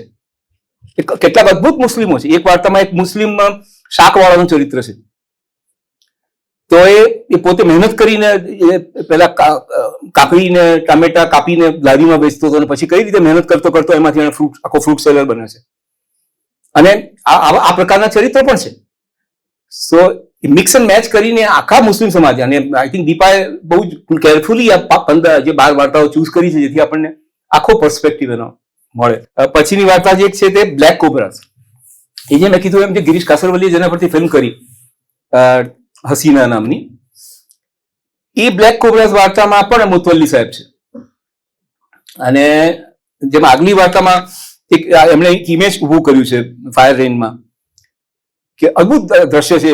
વાંચવાનો સમય નથી, બધું વાંચી નહીં શકીએ આપણે, પણ કાગડાઓ, ધ ક્રોઝ, એમનો ઉપરથી એક ખૂબ સિમ્બોલિક, હું આ ખાસ એટલા માટે કહું છું કે આપણા જે ગુજરાતી વિવેચકે એમને કળા તત્વ આવડતું નથી એવું કહ્યું છે, એના સંદર્ભમાં કહું છું કે આખું જયારે ટેન્શનમાં છે, મુતવલ્લી જઈ રહ્યા છે, આ બધું આજુબાજુ થઈ રહ્યું છે, ત્યારે કાગડાઓ ચક્રાવે ચડે છે. એક મરેલો કાગડો પડે છે, પછી બીજો કાગડો આવે છે. આખું જે વર્ણન છે અદભુત છે, આખું સિમ્બોલિક છે, જે એના સંદર્ભમાં કે મુસ્લિમ સમાજમાં જે ઇવન પુરુષોની, જે ગરીબ મુસ્લિમોના જે ચિત્રો છે સાહેબ આની અંદર. એક વાર્તા આગળ જે છે રેડ લુંગી નામની, એ આખી વાર્તા આપણે જેને એ લોકો સુન્નીની આખી જે પ્રોસેસ છે, સુન્નતે ઇબ્રાહિમ, એક આખો એનો જે નાયક છે એ આખી એક ઓર્ગેનાઇઝ કરે છે, એક આખો રિચ્યુઅલ, જેથી જે લોકોને સુન્ની કરાવી છે પોતાના છોકરાઓની, એ લોકોને લાવે. એમાં ગરીબો પણ છે.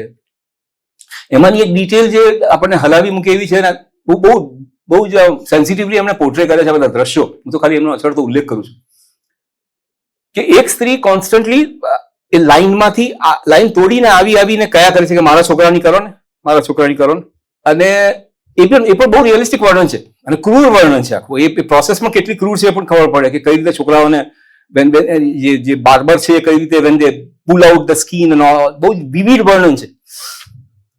અને આ સ્ત્રી કોન્સ્ટન્ટલી કહે છે કે વાય ડોન્ટ યુ ટેક મારા દીકરાને પણ કરાવો, મારા દીકરાને પણ કરાવો. તો એ જાય છે. પછી એક પેલો જે જે કાર્યકરો છે એમને કહે છે કે જસ્ટ ચેક કર બરાબર. તો ખબર પડે છે કે આની તો ખાયેલી છે સુંદી. ના why was she doing it? એટલી બધી ગરીબ છે કે આ સુન્ની કરાવ્યા પછી એ લોકોને થોડા પૈસા મળે, થોડા ફ્રૂટ્સ મળે, થોડું ખાવાનું મળે, તો એ રીતે એને આ કરાવવું છે. એટલે સો એક પથેટિક, એટલે જેને કહેવાય ને કે બહુ જ આમ હલી જવા એવી પરિસ્થિતિ આપણા દેશની આ વર્તમાન છે ને, આપણો દેશ છે. આપણે ત્યાં પણ ઘણી બધી જે કંઈ થતું હશે.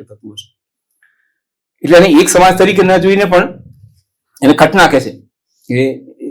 એ બધા શબ્દો પણ એની અંદર ઘણા બધા છે. આખું તમારું આ 12 વાર્તાઓ વાંચ્યા પછી તમને જે કન્નડ મિશ્રિત ઉર્દુના જે બધા કેટલા બધા શબ્દો તમારી માથે ફેંકાય છે, અને આખું એક સમાજનું ચિત્ર ઊભું થાય છે.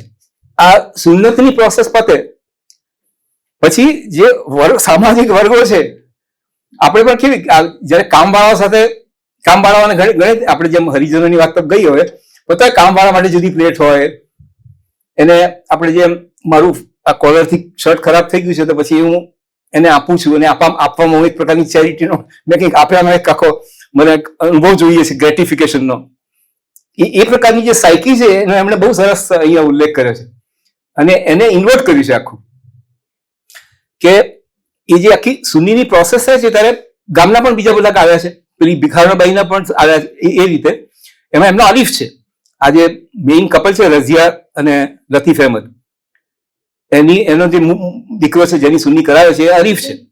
તો એની એટલી બધી કાળજી લેવાય છે અરીફની એ આખી સુન્નીની પ્રક્રિયા દરમિયાન કે એના પછી એને લુંગી પહેરાવવામાં આવે છે. તો એની લુંગીઓ પણ જુદી જુદી છે, કારણ કે આ ભાઈઓ ચેરિટી માગી હતી ને, એમણે તો સુન્નતે ઇબ્રાહિમ એટલે મસ્જિદમાં એનાઉન્સ પણ થયું હતું કે સાહેબ લતીફ સાહેબે એના માટે ફંડ આપ્યું છે અને સુન્નતે ઇબ્રાહિમ થશે ઇબ્રાહિમ સાહેબને ટ્રિબ્યુટ રૂપે, અને એમાં જેને પણ આવવું હોય એને આવવાનું છે. અને બધાને ખબર પડશે કે જો આવશે તો આ રીતે થોડું ખાવાનું મળવાનું છે, થોડા પૈસા મળવાના છે, સો ઓન સો ફોર્થ. તેમાં અરીફની લુંગી છે તો જરીવાળી છે આખી, જે બધાને લુંગી પછી આપવામાં આવે છે એની બધાની લાલ લુંગીઓ છે પણ જરીફવાળી છે, કોઈની કંઈક એ પ્રકારે બધી લુંગીઓમાં જે ભેદ છે. અને એ રીતે આખો ઇકોનોમિક ક્લાસનો આખો ભેદ ખબર પડે છે. અને એમાં એમનો જે કામવાળાનો દીકરો છે, એ જે કામવાળાનો દીકરો છે એની નોર્મલ એની પણ થાય છે સુન્ની, અને પછી એ ઘરે જતા રહે છે લોકો. જયારે આરીફને અને બીજા જે બધા મોટા સંપન્ન પરિવારના જે બધા છે એ લોકોને ડોક્ટર પાસે લઈ જાય, ડોક્ટર પ્રકાશ પાસે લઈ જવામાં આવે છે, જેથી કરીને ઇન્ફેક્શન ના થાય.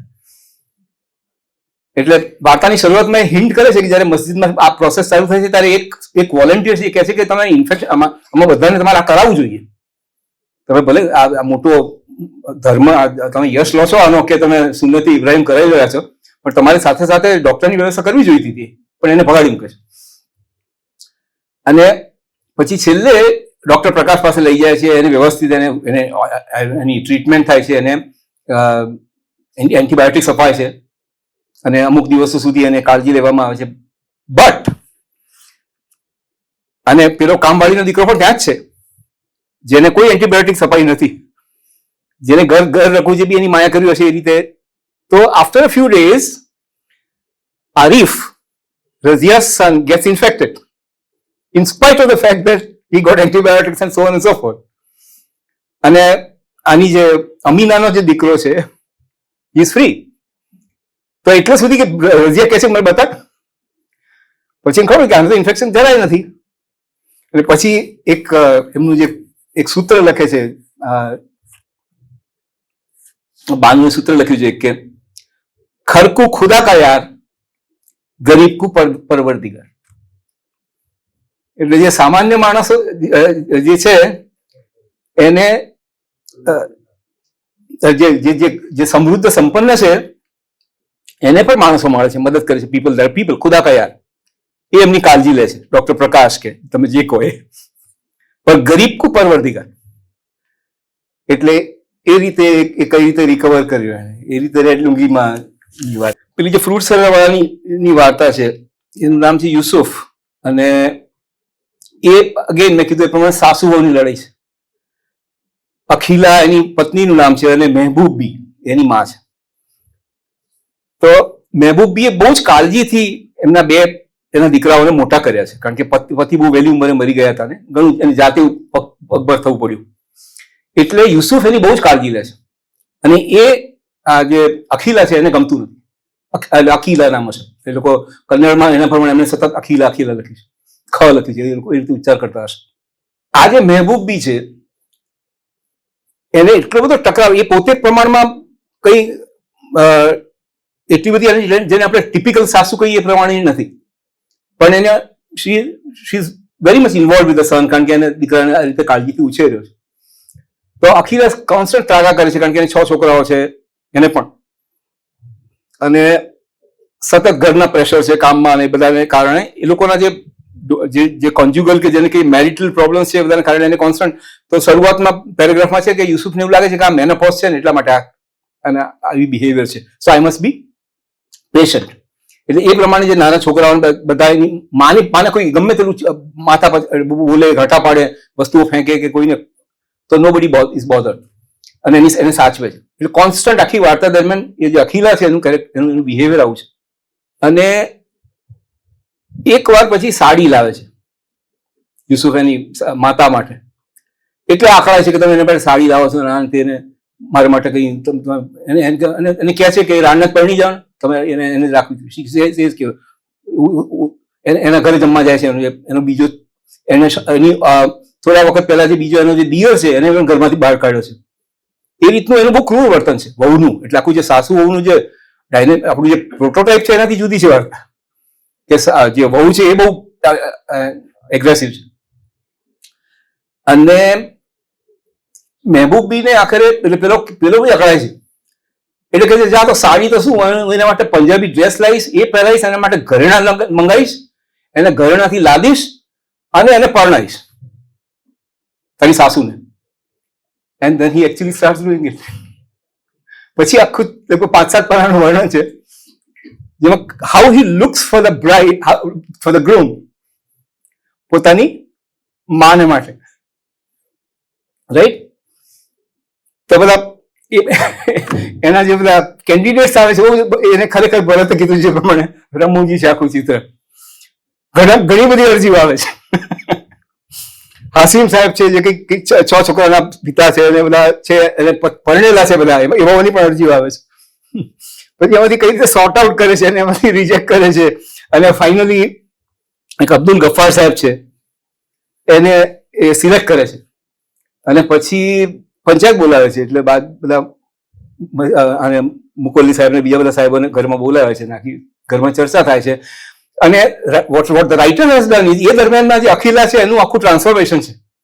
એ એટલી બધી ગભરાઈ ગઈ છે કે આ સાલું શું થઈ ગયું, એટલે ઓલમોસ્ટ માફી માંગે છે અને પગે પડવા તૈયાર છે કે મારી ભૂલ થઈ ગઈ, હું મારી સાસુ સાથે મારે આવી રીતે નહોતું વર્તવું જોઈએ, હું જ ખરાબ છું અને હું નહીં કરું, and so on and so forth. But by the time the panchayat, એટલે દેટ્સ શી હેઝ હેન્ડલ્ડ, એક વાર્તાકાર તરીકે પણ એમને બહુ ઇન્ટરેસ્ટિંગલી હેન્ડલ કર્યું છે આ પોઈન્ટને, કે આપણને પણ માસની વખતે એવું લાગે છે કે હવે નાઉ એવરીથિંગ વિલ બી ફોરગોટન, કે આટલું બધું પ્રેશર થયું, પંચાયત બેઠી છે અત્યારે, અને લગભગ પેલા પતિને પણ યુસુફને પણ એમ થાય છે કે મારો પોતાનો જે એજન્ડા હતો પૂરો થયો, કે મારી બૈરીનું ઠેકાણે આવ્યું. તો એ વખતે મહેબૂબ બી સેઝ મેં શાદી કरूंगी, અને એની પાછળ એનું થીસીસ એ છે કે આ તો 4 દાડાનું છે, એક સમજણમાંથી આવેલું છે. એ ક્લિયર થાય છે વાર્તામાં કે મહેબૂબીને કંઈ બહુ આકર્ષણ થઈ જાય છે લગ્ન કરવાનું આ ઉંમરે, એવું નથી, પણ એને સમજાય છે કે this is only way out. અને એમાંથી એક બહુ પ્રોગ્રેસિવ આખો થોટ નીકળે છે મુસ્લિમ સમાજ માટે કે well this is also a way out, કે લગ્ન નહીં, એ જે આખી સ્થિતિ છે લગ્ન નહીં, ફરી પુનર્લગ્નનો. તો પુનર્લગ્નનો એ કંઈ આપણે છે આપણો જે સુધારક યુગની જે પરિસ્થિતિ હતી એમાં અને અત્યારમાં અમુક રીતે ક્વોન્ટિટેટિવ તફાવત ચોક્કસ થયો છે આપણે, કે but it's still there, still in the mind, અને મગજમાં તો પુષ્કળ છે એ બધા ભેદો ને એ બધી આખી એ બધા ડિવિઝન્સ. તો મહેબૂબ બી કહે છે કે હું કરીશ લગ્ન, અને એ વાર્તાનો પણ અંત, I mean it's very interesting. એ વાર્તાનો અંત છે એ પણ તમે પ્રિડિક્ટ નહીં કરી શકો, એટલો interesting. It's not in the form of actions, but it is in the form of the way Yusuf kind of winds up આખો જે એપિસોડ છે, અને પછી લગ્નની તૈયારી કરવા માટે તૈયારી શરૂ કરે છે. ત્યાં વાર્તા પૂરી થાય છે. પણ એ વખતે જે કમેન્ટ કરે છે, Akhila felt like she had been hit by lightning. સાસુએ જે સ્વીકાર્યું પછી, shaking she cried, no Ree, please no, don't curse me like that. She hugged Munna, એનો છોકરો છે, and began to sob, thinking of the problem she would have to face if this curse comes true. માએ બધું સ્વીકારી લીધું. પછી Yusuf began to recover. કારણ કે કોઈની આ માનું આ ડિસિઝન હશે એવી તો કોઈની તૈયારી હતી નહીં. Yusuf began to recover, and seeing the panchayat member still sitting there, he very softly said, Akhila, may you also have the good fortune of having your children arrange your wedding, and spat out enough bitterness for a lifetime. પછી પેલી આટલું રડાઈ કકડાટ શરૂ કરે છે, અને Yusuf goes out to prepare for the શાદી છે માખી એને માટે જાય છે. હવે આજે મેં કીધું કે લગ્નનું, પુનર્લગ્નનું એક કેરેક્ટર છે જેના વિશે વિગતે વાત કરવાનું હું જે તો નથી કરી શકતો, અને બીજી પણ એક વાર્તાઓ છે. એ છે બી દાદી કરીને એક કેરેક્ટર છે, અ ટેસ્ટ ઓફ હેવન નામની વાર્તામાં, સ્વર્ગનો સ્વાદ. તો એમાં અગેન પતિ પત્ની વચ્ચેની તકરારો સતત ચાલ્યા કરે છે, એવા પરિવેશમાં શરૂ થાય છે વાર્તા. અને એક તબક્કે પતિ કંઈક શોધી રહ્યો છે અને વાર્તાના અડધેથી લગભગ આ બી દાદી નું પાત્ર પ્રવેશે છે.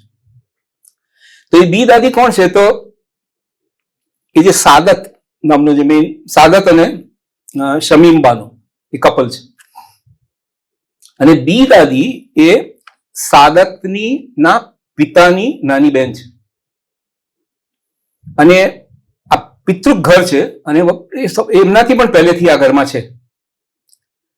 છેવટે ફોકસ થતી થતી આ વાર્તા બી દાદી પર ફોકસ થાય છે, જે અત્યારે વૃદ્ધ છે. હવે એનું જે નરેટિવ છે તે કંઈક આવું છે કે લગ્નના એક જ વર્ષ પછી એનો પતિ સ્નેક બાઇટમાં સર્પદંશથી એનું અવસાન થયું અને બહુ જ નાની ઉંમરે એમનું લગ્ન થયું હતું. એનો ખ્યાલ આપણને એ રીતે આવે છે કે પતિના અવસાનના એક વર્ષ પછી એને પીરિયડ્સ આવે છે, પીરિયડ્સ શરૂ થાય છે એના.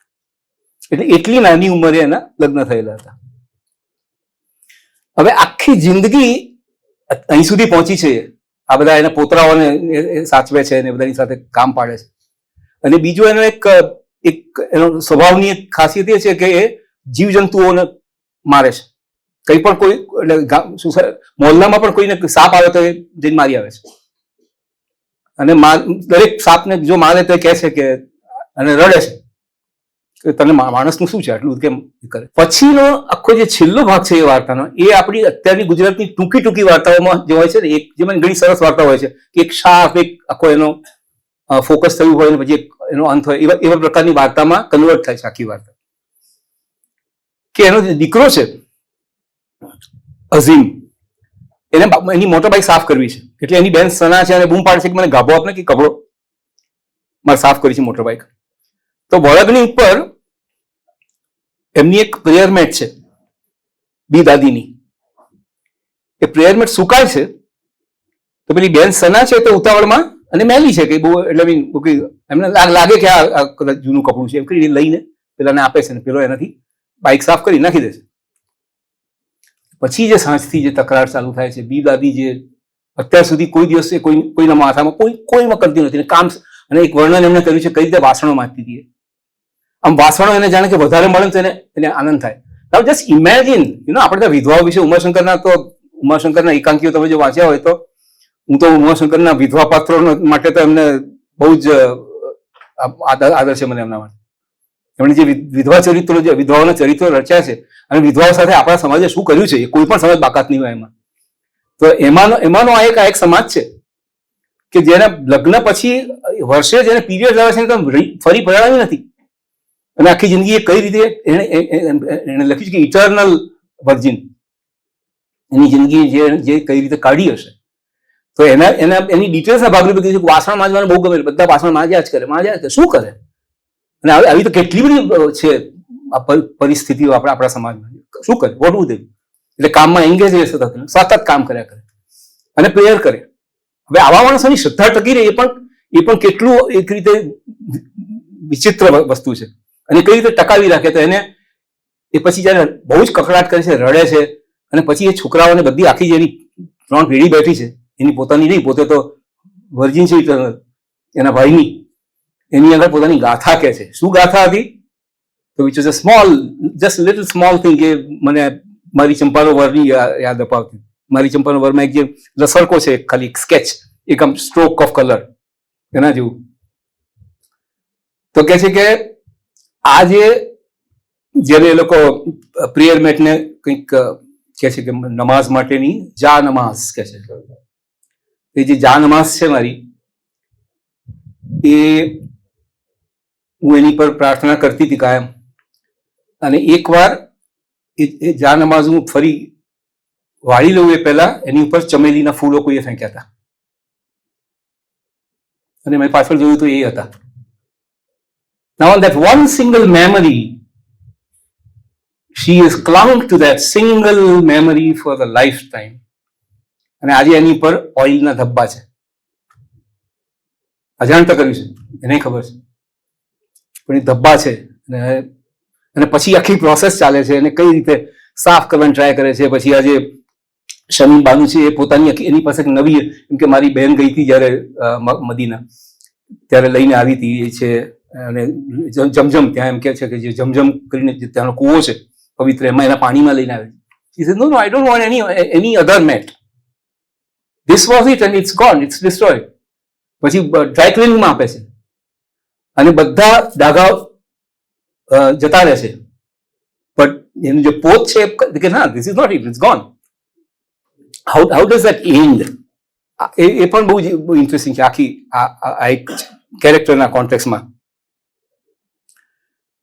કે આમાંથી એમને પાછા કેવી રીતે કાઢવા, એટલે એમનો જે આખો સ્વભાવ છે ને, તો છોકરાઓની સાથે પછી આખો એબ્સર્ડ કહેવાય એ પ્રકારનું એક એપિલોગિશ આખું સ્ટ્રક્ચર છે પાછળ, કે છોકરાઓ એમને મજાકમાં પેપ્સી પીવડાવે છે અને કહે છે કે આ બે કોસર છે, એટલે સ્વર્ગનું એક ઝરણું કે સ્વર્ગમાં જે એને કોસર કહે છે કે આ બે કોસર કહીને પીવડાવે છે, and then she gets addicted to that. એટલે પછી એનું એક પ્રકારનો ડિપ્રેશન, લ્યુનસી, થોડો ચિત્તભ્રમ એવી સ્થિતિમાં છે. એટલે છોકરાઓને એમ થાય છે કે અમે દાગીને કંઈક એને એમાંથી બહાર કાઢીએ. બહુ રિયલિસ્ટિકલી આખું એમણે વર્ણન કર્યું છે, પણ રાઇટરનો જે ડિવાઇસ છે એ બહુ સ્ટાઇલાઇઝ ડિવાઇસ, અને એને કારણે પેપ્સી પીતી એક વૃદ્ધા, એ રીતે આખું એક એબ્સર્ડ એને આખો જે એમણે જે આખો એક ડાયમેન્શન આપ્યું છે, અને એ રીતે માનવ આખા કુટુંબ પ્રથાની, સમાજની એને ટીકા કરી છે કે તમે how do treat your old people, અને ખાસ કરીને સ્ત્રીઓ. તો અને પછી it's a very humorous and to this, કે છોકરાઓ માટે પ્રોબ્લેમ થઈ છે કે દરેક વખતે પેપ્સીના પૈસા કેટલા, એટલે પછી કાકા પાસે જાય છે, અને દેન ધ યંગેસ્ટ, એનો જે નાનો છોકરો છે એ કહે છે કે ઓકે, એટલીસ્ટ એને જેવું આવું લાગે છે, એટલીસ્ટ એના મનમાં તો ભ્રાંતિ, I'll fund that. So the story ends there, કે એ હવે કોન્સ્ટન્ટ પેપ્સી પીએ છે, which is આ બે કોસર, અને શી ઇઝ રેડી સ્વર્ગમાં જવા માટે એ તૈયાર છે, and that's why the story is called A Taste of Heaven. એનું બી જે છેલ્લા બે વાક્યો છે, Azim was sick with worry, wondering what to do if Badidi died from only drinking Pepsi without eating any food. But Bidadi has been living for the last 6 months as if to ease his fear. Shamim Banu is endlessly surprised. She wonders how this old woman is living on no food and just water. Trying to forget the Janamaz incident, Sadat thinks about his wife and tells himself, poor Shamim is a good woman. She behaves like this at times when the menopause gene steps on her, thus drawing the conclusion convenient for him. Only Azim and Arif sometimes wish for Bidadi's death, though they pray it shouldn't be from malnutrition. Only if it is a natural death will they be spared the guilt of becoming her murderers. And meanwhile, Bidadi continues to live in the heaven she achieved so effortlessly, free from all worry, in the company of her long lost husband. એ રીતે આખું એક illusion આખું એનું ઊભું કરે છે. એટલે માનવ સમાજની આપણે જે સ્ટ્રક્ચર્સ ઊભા કર્યા છે, એ સ્ટ્રક્ચર્સને એટલા બધા એને પોલ્યુટ કર્યા છે. એ પછી કુટુંબ હોય કે નિશાળો હોય કે કચેરીઓ હોય કે આપણા હોસ્પિટલ્સ, આપણી પબ્લિક સિસ્ટમ્સ, આપણી પંચાયતો, આપણા જ્ઞાતિ મંડળો, આપણા ગ્રંથાલયો, આજે આપણે એ તબક્કે આવીને ઉભા છીએ જ્યાં આખું આપણું જે હ્યુમન પોટેન્શિયલ છે, એટલા માટે જ પેલા જે ભાઈને કોઈ આવી નથી એવું જે AI છે એ આપણી પર અત્યારે હુકમ કરી રહ્યો છે, અને I don't know where it is going to take us. બીજી એક વાત છે વિચ ઇઝ ઓલ્સો હિલેરિયસ. એટલે આ બધા એલિમેન્ટ્સ છે, મેં શરૂઆતમાં જે કીધું કે એમનું એક સ્ટીરિયોટાઇપ બનાવી દીધું છે ઓલરેડી આપણે, જે આશુ પ્રતિભાવોને કારણે તમે બી બાનુ મુશ્તાકની જે છાપ લઈને આવ્યા છો, આઈ થિંક એનાથી ઘણું બધું વધારે છે એવું હું અહીંયા કહી રહ્યો છું. એના બે ઉદાહરણ આપણે જોઈએ. એક જે બીજી વાર્તા છે the Arabic teacher and gobi manchurian. તો એ વાર્તામાં અગેન નાયિકા છે તે ફર્સ્ટ પર્સન સિંગ્યુલરમાં વાત શરૂ કરે છે કે હું, એને પોતે વકીલ છે, એટલે ઓલમોસ્ટ ઓટોબાયોગ્રાફિકલ હોય એવી રીતે વાર્તા શરૂ થાય છે. કહે છે કે અને પોતે બિઝી છે, હસબન્ડ પણ બિઝી છે, અને એને કન્નડ પણ ભણાવું છે છોકરાઓને અને અરેબિક પણ ભણાવું છે, જેથી કુરાન વાંચી શકે. તો એ અરેબિકનો શિક્ષક શોધે છે. 2 દીકરીઓ છે, આસિયા અને અમીના. 13-14 વર્ષની છે મોટી, અને નાની અમીના છે 12 વર્ષની. હવે આ 2 દીકરીઓ માટે એ અરેબિક ટીચર શોધે છે, જેને અરેબિક શીખવાડી શકે. તો એક શિક્ષક એને મળે છે જે કુરાન આખું મોડે છે જેને, અને અરેબિક ભાષાનો નિષ્ણાત છે. મૌલવી છે, નાનો હઝરત છે એનું નામ. તો એનો ભાઈ એને શોધી લાવે છે, એટલે એને રાખે છે, અને પછી એ અરેબિક શીખવાડે છે. થોડા વખત પછી ચેક કરે છે, કારણ કે છોકરીઓ છે એટલે શી ઇઝ કેરફુલ કે આ એનું બીજું કંઈ ના થાય. એટલે તો એને ખબર કે છોકરીઓ અરેબિક સરસ રીતે શીખી રહી છે. પણ પછી બી થોડો વખત થાય એટલે માનો સ્વભાવ છે, એને થાય કે ના મારે એકવાર ચેક કરવું પડે ચાલુ ક્લાસમાં, કારણ કે આખો વખત બહાર હોય ત્યારે. તો એકવાર એ સરપ્રાઇઝ વિઝિટ કરે છે. તો એ જુએ છે તો એ છોકરીઓ પાસે કઈ કિચનમાં, બધા કિચનમાં છે, અને અને ગોબી મંચુરિયન બનાવી રહ્યા છે. અને થોડી એ જુએ છે, એટલે રિવીલ નથી કરતી પોતાને, પણ પછી આખરે જયારે ખબર પડે છે ને કે આ તો બેસીને મારા રસોડામાં મંચુરિયન રાંધે છે, એટલે ભાગી જાય ત્યાંથી. દરમિયાનમાં પછી એને આની આખી બેક સ્ટોરી ખબર પડે છે કે જયારે આ દરમિયાન નોકરીમાં હતો, he is obsessed with gobi Manchurian. એને એ મંચુરિયન બનાવે એવી પત્ની જોઈતી હતી કે એવો સોસ અને એ રીતનું જે ચાઇનીઝ, એટલે એની જે ફ્લેવર જે ચાઇનીઝ ફૂડની છે, એ ફ્લેવર કોઈ બનાવે એવી સ્ત્રી મળતી નથી, અને એની ખોજમાં છે.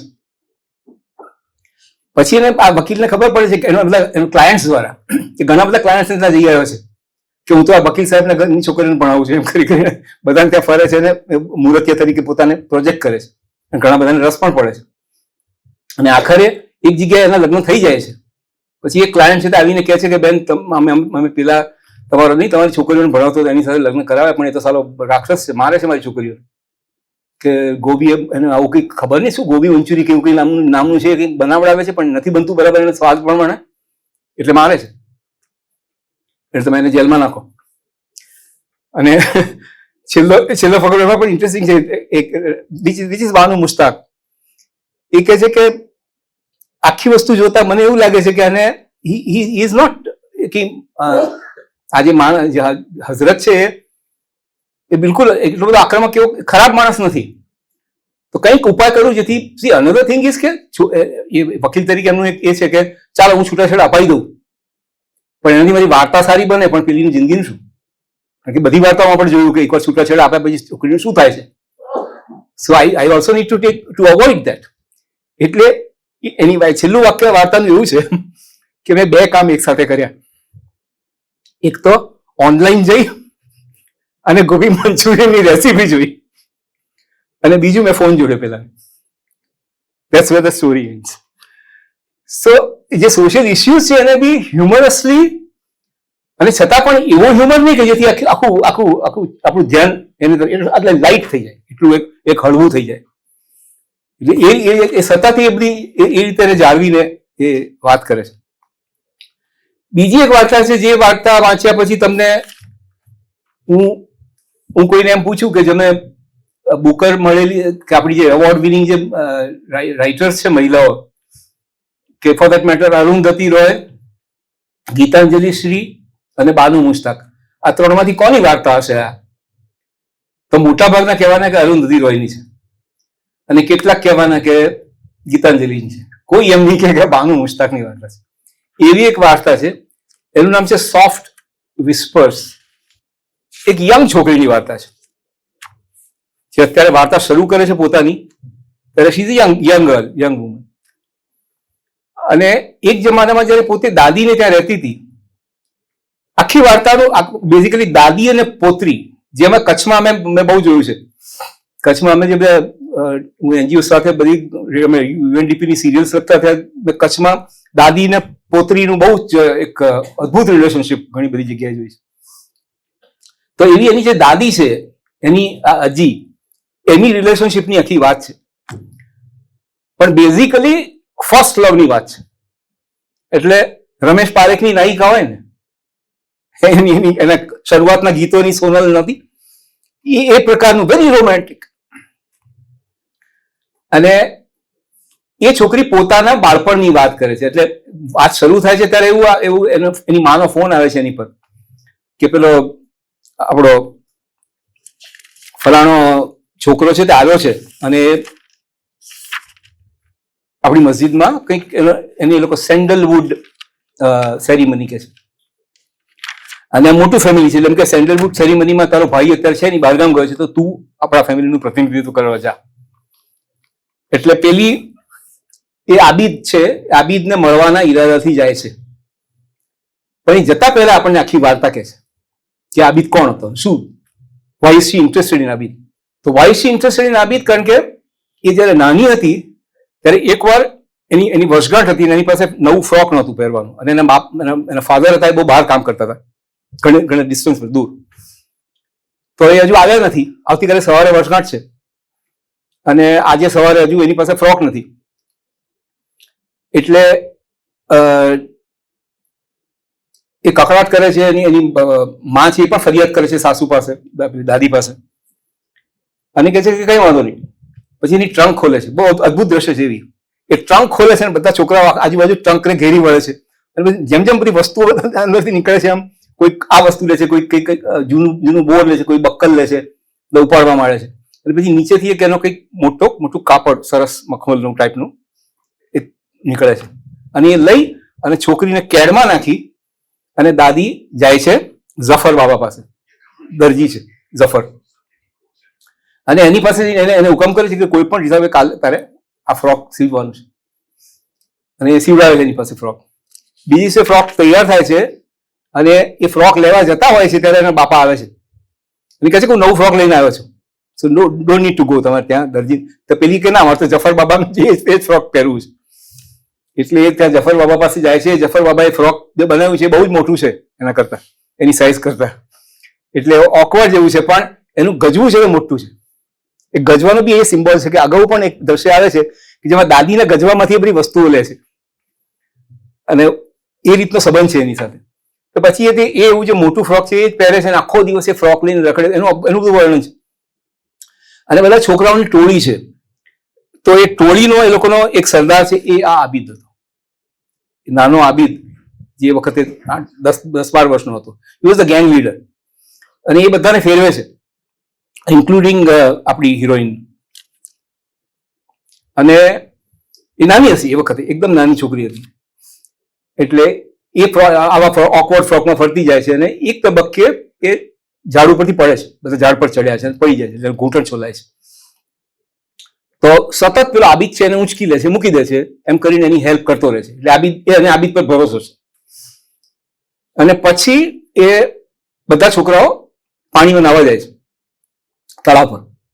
એટલે તળાવમાં બધા ધુબાકા મારે, અને પેલું ફાવતું નથી ખાસ, પેલું ઘૂંટણ એને ઘા છે, દુખે છે. એટલે એને એક જગ્યાએ એક રોક ઉપર બેઠી છે. થોડી વારમાં એક પેલો તરતો આવે છે અને એને રોક પરથી ઉંચકીને, બધા છોકરાઓ બી જુએ છે, એને રોક પરથી ઉંચકીને બીજા રોક પર મૂકે છે અને એને ચુંબન કરે છે. કિસીસ હર ઓન ધ ચીક. અને બધી જ બધા છોકરાઓ બધા બૂમો પાડે છે કે એ અમને તારી માને કહી દઈશું આને આવું કર્યું. અને એની એટલી બધી ગિલ્ટ છે એનામાં.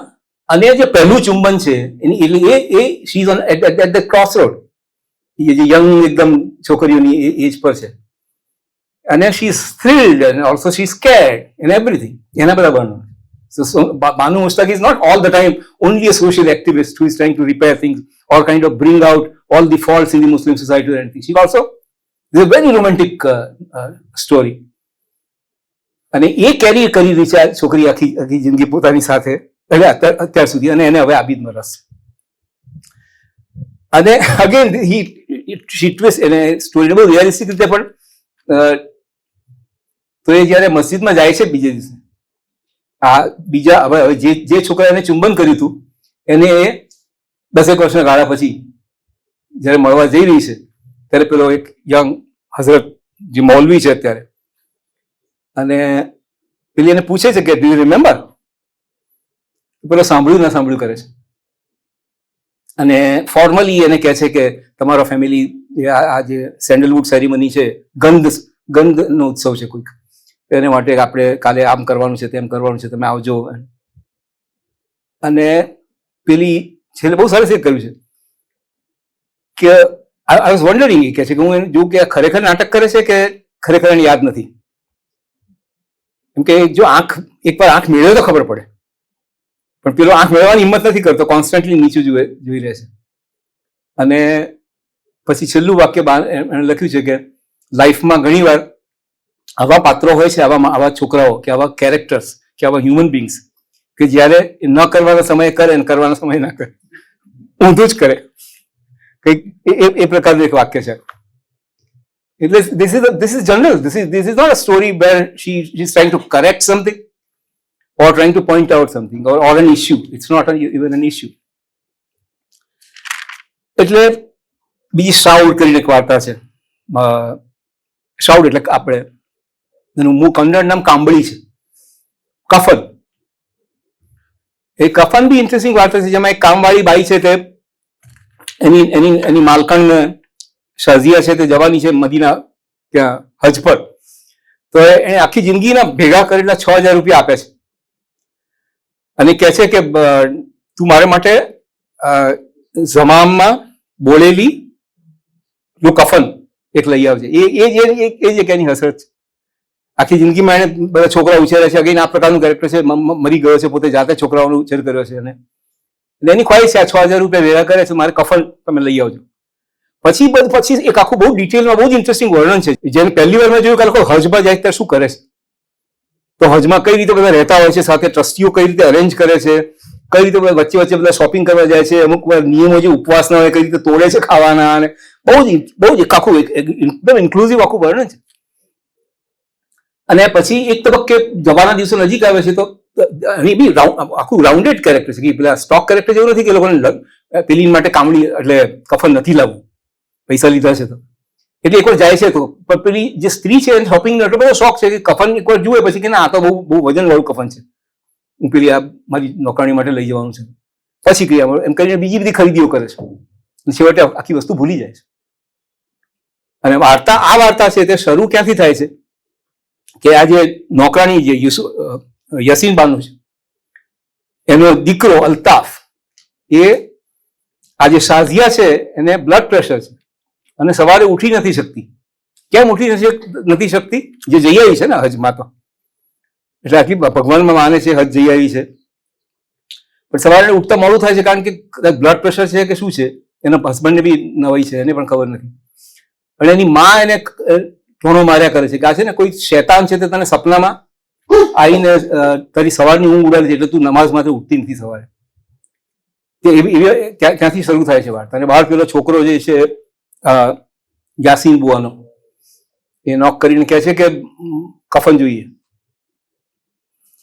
એટલે કહે છે કે મારી માં સૂતી છે, એનો દીકરો જવાબ આપે છે. પછી તરત ઉઠીને આવે છે, જુએ છે, ખબર પડે છે કે આ બાઈ ગઈ. અને પછીનું આખું જે ટ્રાન્સફોર્મેશન છે, જેમ પેલીનું થયું હતું, પેલી સ્ત્રીનું એની સાસુના સંદર્ભમાં, એમાં એની નોકરાણી સંદર્ભમાં થાય છે. અને she is so loaded with the guilt કે એમ છે કે હું શું કરું, હું બીજું કફન લાવું, નવું કફન કરું, કંઈ કરું. અને એ બધા કકડાટની અંદર પેલો છોકરો જાય છે અને એને કંઈક મદદ કરે છે, બધું પતે છે. પણ the writer ends the story on this note કે she is so full of guilt કે એને એમ લાગે છે, પછી એને મળવા જાય છે એની જે વિધિ થઈ રહ્યો છે બધો મૃત્યુ પછીનો, તો આને લાગે છે એનો આ યાસીન બુવાનો નથી થઈ રહ્યો, મારો અંતિમ સંસ્કાર થઈ રહ્યો છે. That's how that character gets the transformation. અને છેલ્લી જે વાર્તા છે એ ઇટ ઇઝ લાઈક બહુ ઇન્ટરેસ્ટિંગ. એનું કન્નડ શીર્ષક છે Omme Hennagu Prabhuve, be a woman once O lord. ભગવાન તું સ્ત્રી બન, ભગવાન તું એકવાર સ્ત્રી બની જાય. અને એની અંદર બી એક આખું કેરેક્ટર છે, એની આખી બાયોગ્રાફી છે કે કઈ રીતે એ જયારે નાની હતી ત્યારે એની માને નું શોષણ થતું જોયું છે, એની માની ઉપરનો અત્યાચાર, એની માની એકલતા એને જોઈ છે. અને પછી હું પરણી ત્યારે મારી પોતાની જે પરિસ્થિતિ થઈ છે અને એનો હસબન્ડ કઈ રીતે એને છોડી ગયો છે અને કઈ રીતે મિસયુઝ થઈ છે. અને આખી એ વાર્તા પણ મેં જેમ કીધું મેઘાણીની વહુ અને ગોળોની જેમ ફર્સ્ટ પર્સન સિંગ્યુલરમાં કહેવાય રહી છે, જ્યાં તે પોતે વાર્તા કરે છે, જે પોતે શોષિત છે એ પોતે એ આખી વાર્તા નરેટ કરી રહી છે. પછી છેલ્લે કહે છે, the nib of my red ink filled heart has broken. મારી લાલ શાહી વાળી પેન એની નીબ એટલે આખો સિમ્બોલ જે એક આખું રૂપક ઉભું કરે છે. My mouth can speak no more. No more letters to write. I do not know the meaning of patience. If you were to build the world again, ભગવાનને કહે છે, if you were to build the world again, to create males and females again, do not be like an inexperienced potter. એક અણઘડ કુંભાર જેવો ના થતો ભગવાન. Come to earth as a woman, પ્રભુ. Be a woman once, O Lord. એ પ્રકારની એનાથી સો જે આપણે જાણીએ છીએ કે when you are loaded with sufferings, એનો એક સેન્સ ઓફ હ્યુમર હોય છે, એ બાનુ મુસ્તાકમાં છે. એટલે બુદ્ધ જેવો કે ઝેન સ્ટોરીઝમાં જે સેન્સ ઓફ હ્યુમર હોય છે એવો એક હ્યુમર કે હવે તો કઈ ગુમાવવાનું છે નહીં, ઘર બળી ગયું છે, બધું ખલાસ થઈ ગઈ છે જિંદગી. અને પછી તમે નવેસરથી જુઓ છો ત્યારે you also have you are also caring the suffering, so you can discuss that, but you can be also be smiling. So એ પ્રકારનું આખું એમનું ઇન્ટેલેક્ચ્યુઅલ આખો પ્રોફાઇલ છે બાનુ મુસ્તાકનું. ભરત માટે મારે કેવું છે કે સૌથી was the first person to just introduce the story to the Gujarati readers. અને unfortunately I don't like being critical to somebody or talking about somebody's review, but I must, કારણ કે ગુજરાત સમાચારમાં પ્રગટ થયેલો એક રિવ્યુ છે જે ઉદયન ઠક્કરે લખ્યું છે, આપણે જાણીતા કવિ છે, છેલ્લા બહુ સારા કવિ છે, મારા પ્રિય કવિ છે. પણ એમણે બુકર પારિતોષિક વિજેતા વાર્તા એ નામનું શીર્ષક બાંધીને જે પહેલી વાર્તા જે છે આપણે જે જોઈ પેલી એક મહેરૂન એક છોકરી ઘરેથી પાછી આવે છે એની એક વાર્તા છે. ઇનાયત એને અને કઈ રીતે બંને ભાઈઓ એની બહેનને લઈ જાય છે પાછા અને ફરી પાછી એને ત્યાં રાખે છે, એનો પતિ છે તો ભાગી ગયો છે કોઈની જોડે. તો પછી કહે છે કે આખું એમનું જે એનાલિસિસ છે એ એની વિશે કહે છે કે અહીં વાર્તા તત્વ ઓછું, આખા પુસ્તક વિશે કહે છે વાર્તા તત્વ ઓછું અને દસ્તાવેજીકરણ વધુ છે. બાનુ મુસ્તાક વકીલ અને કર્મશીલ પણ છે અને દક્ષિણ ભારતના મુસલમાન સમાજની ખામીઓ તેમણે ચિતરી છે. This is not an intention. Even મેઘાણી બી જયારે કોઈ સમાજની ખામી કે આપણે જોઈએ તો મને બીજો એક જે આપણો લેખક યાદ આવ્યા કરે છે સતત બાનુની વાર્તાઓ વાંચતી વખતે, ઈશ્વર પેટલીકર. અને એમની પણ એક ખાસ વાર્તા લોહીની સગાઈ. તો ઈશ્વર પેટલીકર તો ને તો આપણે ક્યારેય બહુ મોટા કમ ઉમાશંકર જેવા વાર્તાકાર કીધા નથી, પણ લોહીની સગાઈ તમે ભૂલી શકવાના નથી ક્યારે. આજે પણ છોકરાઓ એના પરથી નાટકો કરે છે, જનકભાઈને ખ્યાલ છે, નાટકોની સ્પર્ધાઓમાં છોકરાઓ એના પરથી કરે છે અને બહુ સફળ થાય છે. તો that story is still there. તો યુ કેનોટ સે કે ખામીઓ ના કરવા માટે કરે છે. પછી ત્યાં સુધી પણ બરાબર છે, this food B somebody's opinion, કોઈને એમ લાગ્યું ને મને આમ ના લાગ્યું. પણ એમનું જે છેલ્લું વાક્ય છે વિચ ઇઝ ઓબ્જેક્શનેબલ, જેને કારણે હું આ ઇસ્યુ અહીંયા રેઝ કરું છું, એ કહે છે કે હાર્ટ લેમ્પની અન્ય વાર્તાઓમાં પણ જાણે દસ્તાવેજીકરણ છે. એટલે જાણે દસ્તાવેજીકરણ એક પ્રકારની નબળાઈ હોય, હકીકતમાં એ નબળાઈ છે જ નહીં. પછી લખે છે કે લેખિકાની શૈલીમાં સાહિત્યિક ગુણોની ઓછપ છે. હવે મને આ તો ક્યાંય હું કોન્ફિડન્ટલી મેં પણ ઘણી વાર્તાઓ લખી છે અને ઘણો અભ્યાસ કર્યો છે, સાહિત્ય પણ વાંચ્યું છે અને વિવેચન પણ ભણ્યો છું. તો સાહિત્યિક ગુણોની ઓછપ અને પછી એને એમનું ઉદાહરણ આપતા કહે છે કે ઉપમા વગેરે અલંકારો જવલ્લે જ પ્રયોજાયા છે, નથી પ્રતીક સંકેત કે નથી પરિસરનું વર્ણન. હવે આપણે જે વાર્તાઓ જોઈએ એમાં there are so many symbols, there are so many similes, કેટલા પ્રતીકો છે અને પરિસરનું વર્ણન ઇટ્સ ફુલ ઓફ એમ્બિયન્ટ ડિસ્ક્રિપ્શન્સ. કેટલા બધા, જેમ મેં કહ્યું કે આખા હજની આખી પ્રક્રિયાનું છે, એમના ચિત્તમાં પાત્રોના ચિત્તની અંદર બહારનું ઘરોના વર્ણનો, it's very very meticulously done. So this is completely wrong. How do you do this to somebody who has been, તમે એની જ્યુરી જુઓ તો જ્યુરીમાં એક નાઇજીરિયન લેખક છે, એક એક બ્રિટિશ નોવેલિસ્ટ છે, એક ભારતીય મૂળના એક સંપાદક છે આ જ્યુરીની અંદર, અને એક સંગીતકાર છે જે સોંગ રાઇટિંગ પણ કરે છે અમેરિકાના. So it's a very neutral jury, and why should it? I mean, the way we have talked about, the world is talking about it. So I'll be careful before I, say something about this. મને કહેવાનો અધિકાર હોય, પણ then this is, તમે ઉપમા, ટૂંકી વાર્તાની ચર્ચામાં તમારે ઉપમાની ચર્ચા કરવી. This is poem. તમે કવિતામાં ઉપમાની વાત. That's is it a ગુણ? એમ કહેજો કે આવા ગુણો નથી અંદર. અહીં સુધી પણ કદાચ ક્ષમ્ય છે. પછી એ કહે છે કે આવા પુસ્તકને,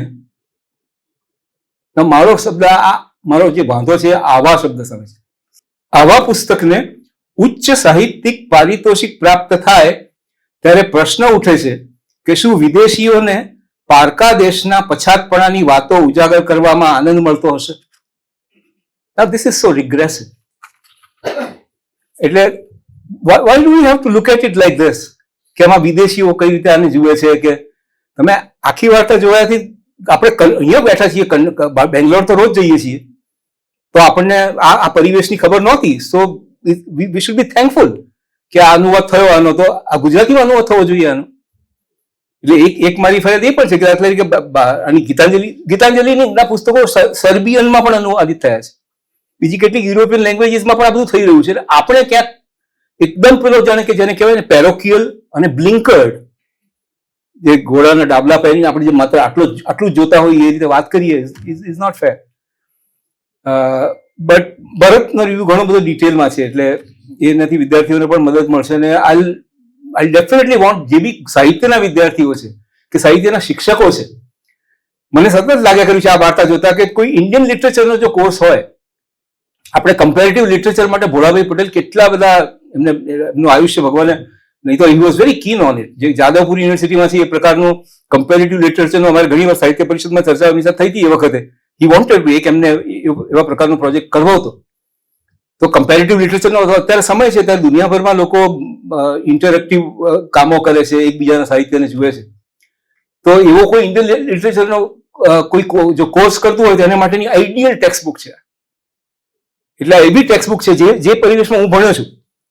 અમે સાહિત્ય ભણતા હતા ત્યારે આવું એક પુસ્તક હોય તો આખું વર્ષ ચાલે. અને આવું પુસ્તક છે તમે એક વાર્તા લઈને તમે 5-4 ક્લાસ એના ચાલે, પછી બીજી વાર્તા શરૂ થાય, એમ કરીને આખું વર્ષ તમે જો આ પુસ્તક સાથે રહો. એટલે કમ્પેરેટિવ લિટરેચરના સિલેબસનું પુસ્તક થઈ શકે એટલું ઉત્તમ પુસ્તક છે. એમનું લેખકનું અમને આખું જીવનનું કામ છે 50 વાર્તા. I just want to end the note on this note કે આ જે 50 વાર્તામાંની બાકીની છે એ જો આપણને મળે તો હું માનું છું કે આમાંનું કંઈક ચોક્કસ ઉમેરાશે. બીકોઝ એમની જે રીચનેસ છે, તમે દરેક વાર્તા વાંચો ત્યારે સમજાય છે કે એમના બહુ સ્પોન્ટેનિયસલી લખે છે, અને જે ચરિત્રો ક્રિએટ કરે છે, આપણે જેને કહીએ ને વિથ ફ્લેશ એન્ડ બ્લડ, બધા પાત્રો છે તે જીવંત આપણને હરતા ફરતા દેખાય છે. તો આવી એક લેખિકા કે આપણને અંગ્રેજીમાં મળી, બાનુ મુશ્તાકનો પણ ગુજરાતીમાં અનુવાદ થાય એવી આશા સાથે આજની સાંજ આપણે પૂરી કરીએ. થેન્ક્સ.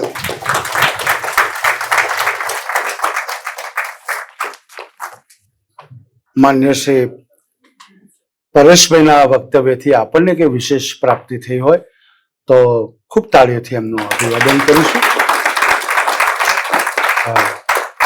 આપને વંદન, આપનો આભાર. માન્ય શ્રી પરેશભાઈ અમદાવાદથી અહીંયા આપણી વચ્ચે ઉપસ્થિત છે. આપણી ભાષાના ગદ્ય અને પદ્યના તમામ સ્વરૂપોમાં એમનું લાંબુ ખેડાણ રહેલું છે, અને તમામ સ્વરૂપોમાં એ સારી રીતે વાત મૂકી આપે એવા અભ્યાસી વક્તા આપણને સાંભળ્યા છે. એનો આનંદ છે. આપ સૌ સમય ખર્ચીને આવ્યા એ માટે આપનો આભાર. આ કાર્યક્રમની નોંધ જે કંઈ ગુજરાતી અંગ્રેજી અખબારો લીધી એ તમામ અખબારોના તંત્રશ્રી, રિપોર્ટરશ્રી, ફોટોગ્રાફરશ્રીનો આભાર. એક સમૂહ તસવીર લીધા બાદ કાર્યક્રમ પૂર્ણ જાહેર થશે. બહાર ચા કોફીની વ્યવસ્થા છે, એને ન્યાય આપવા વિનંતી.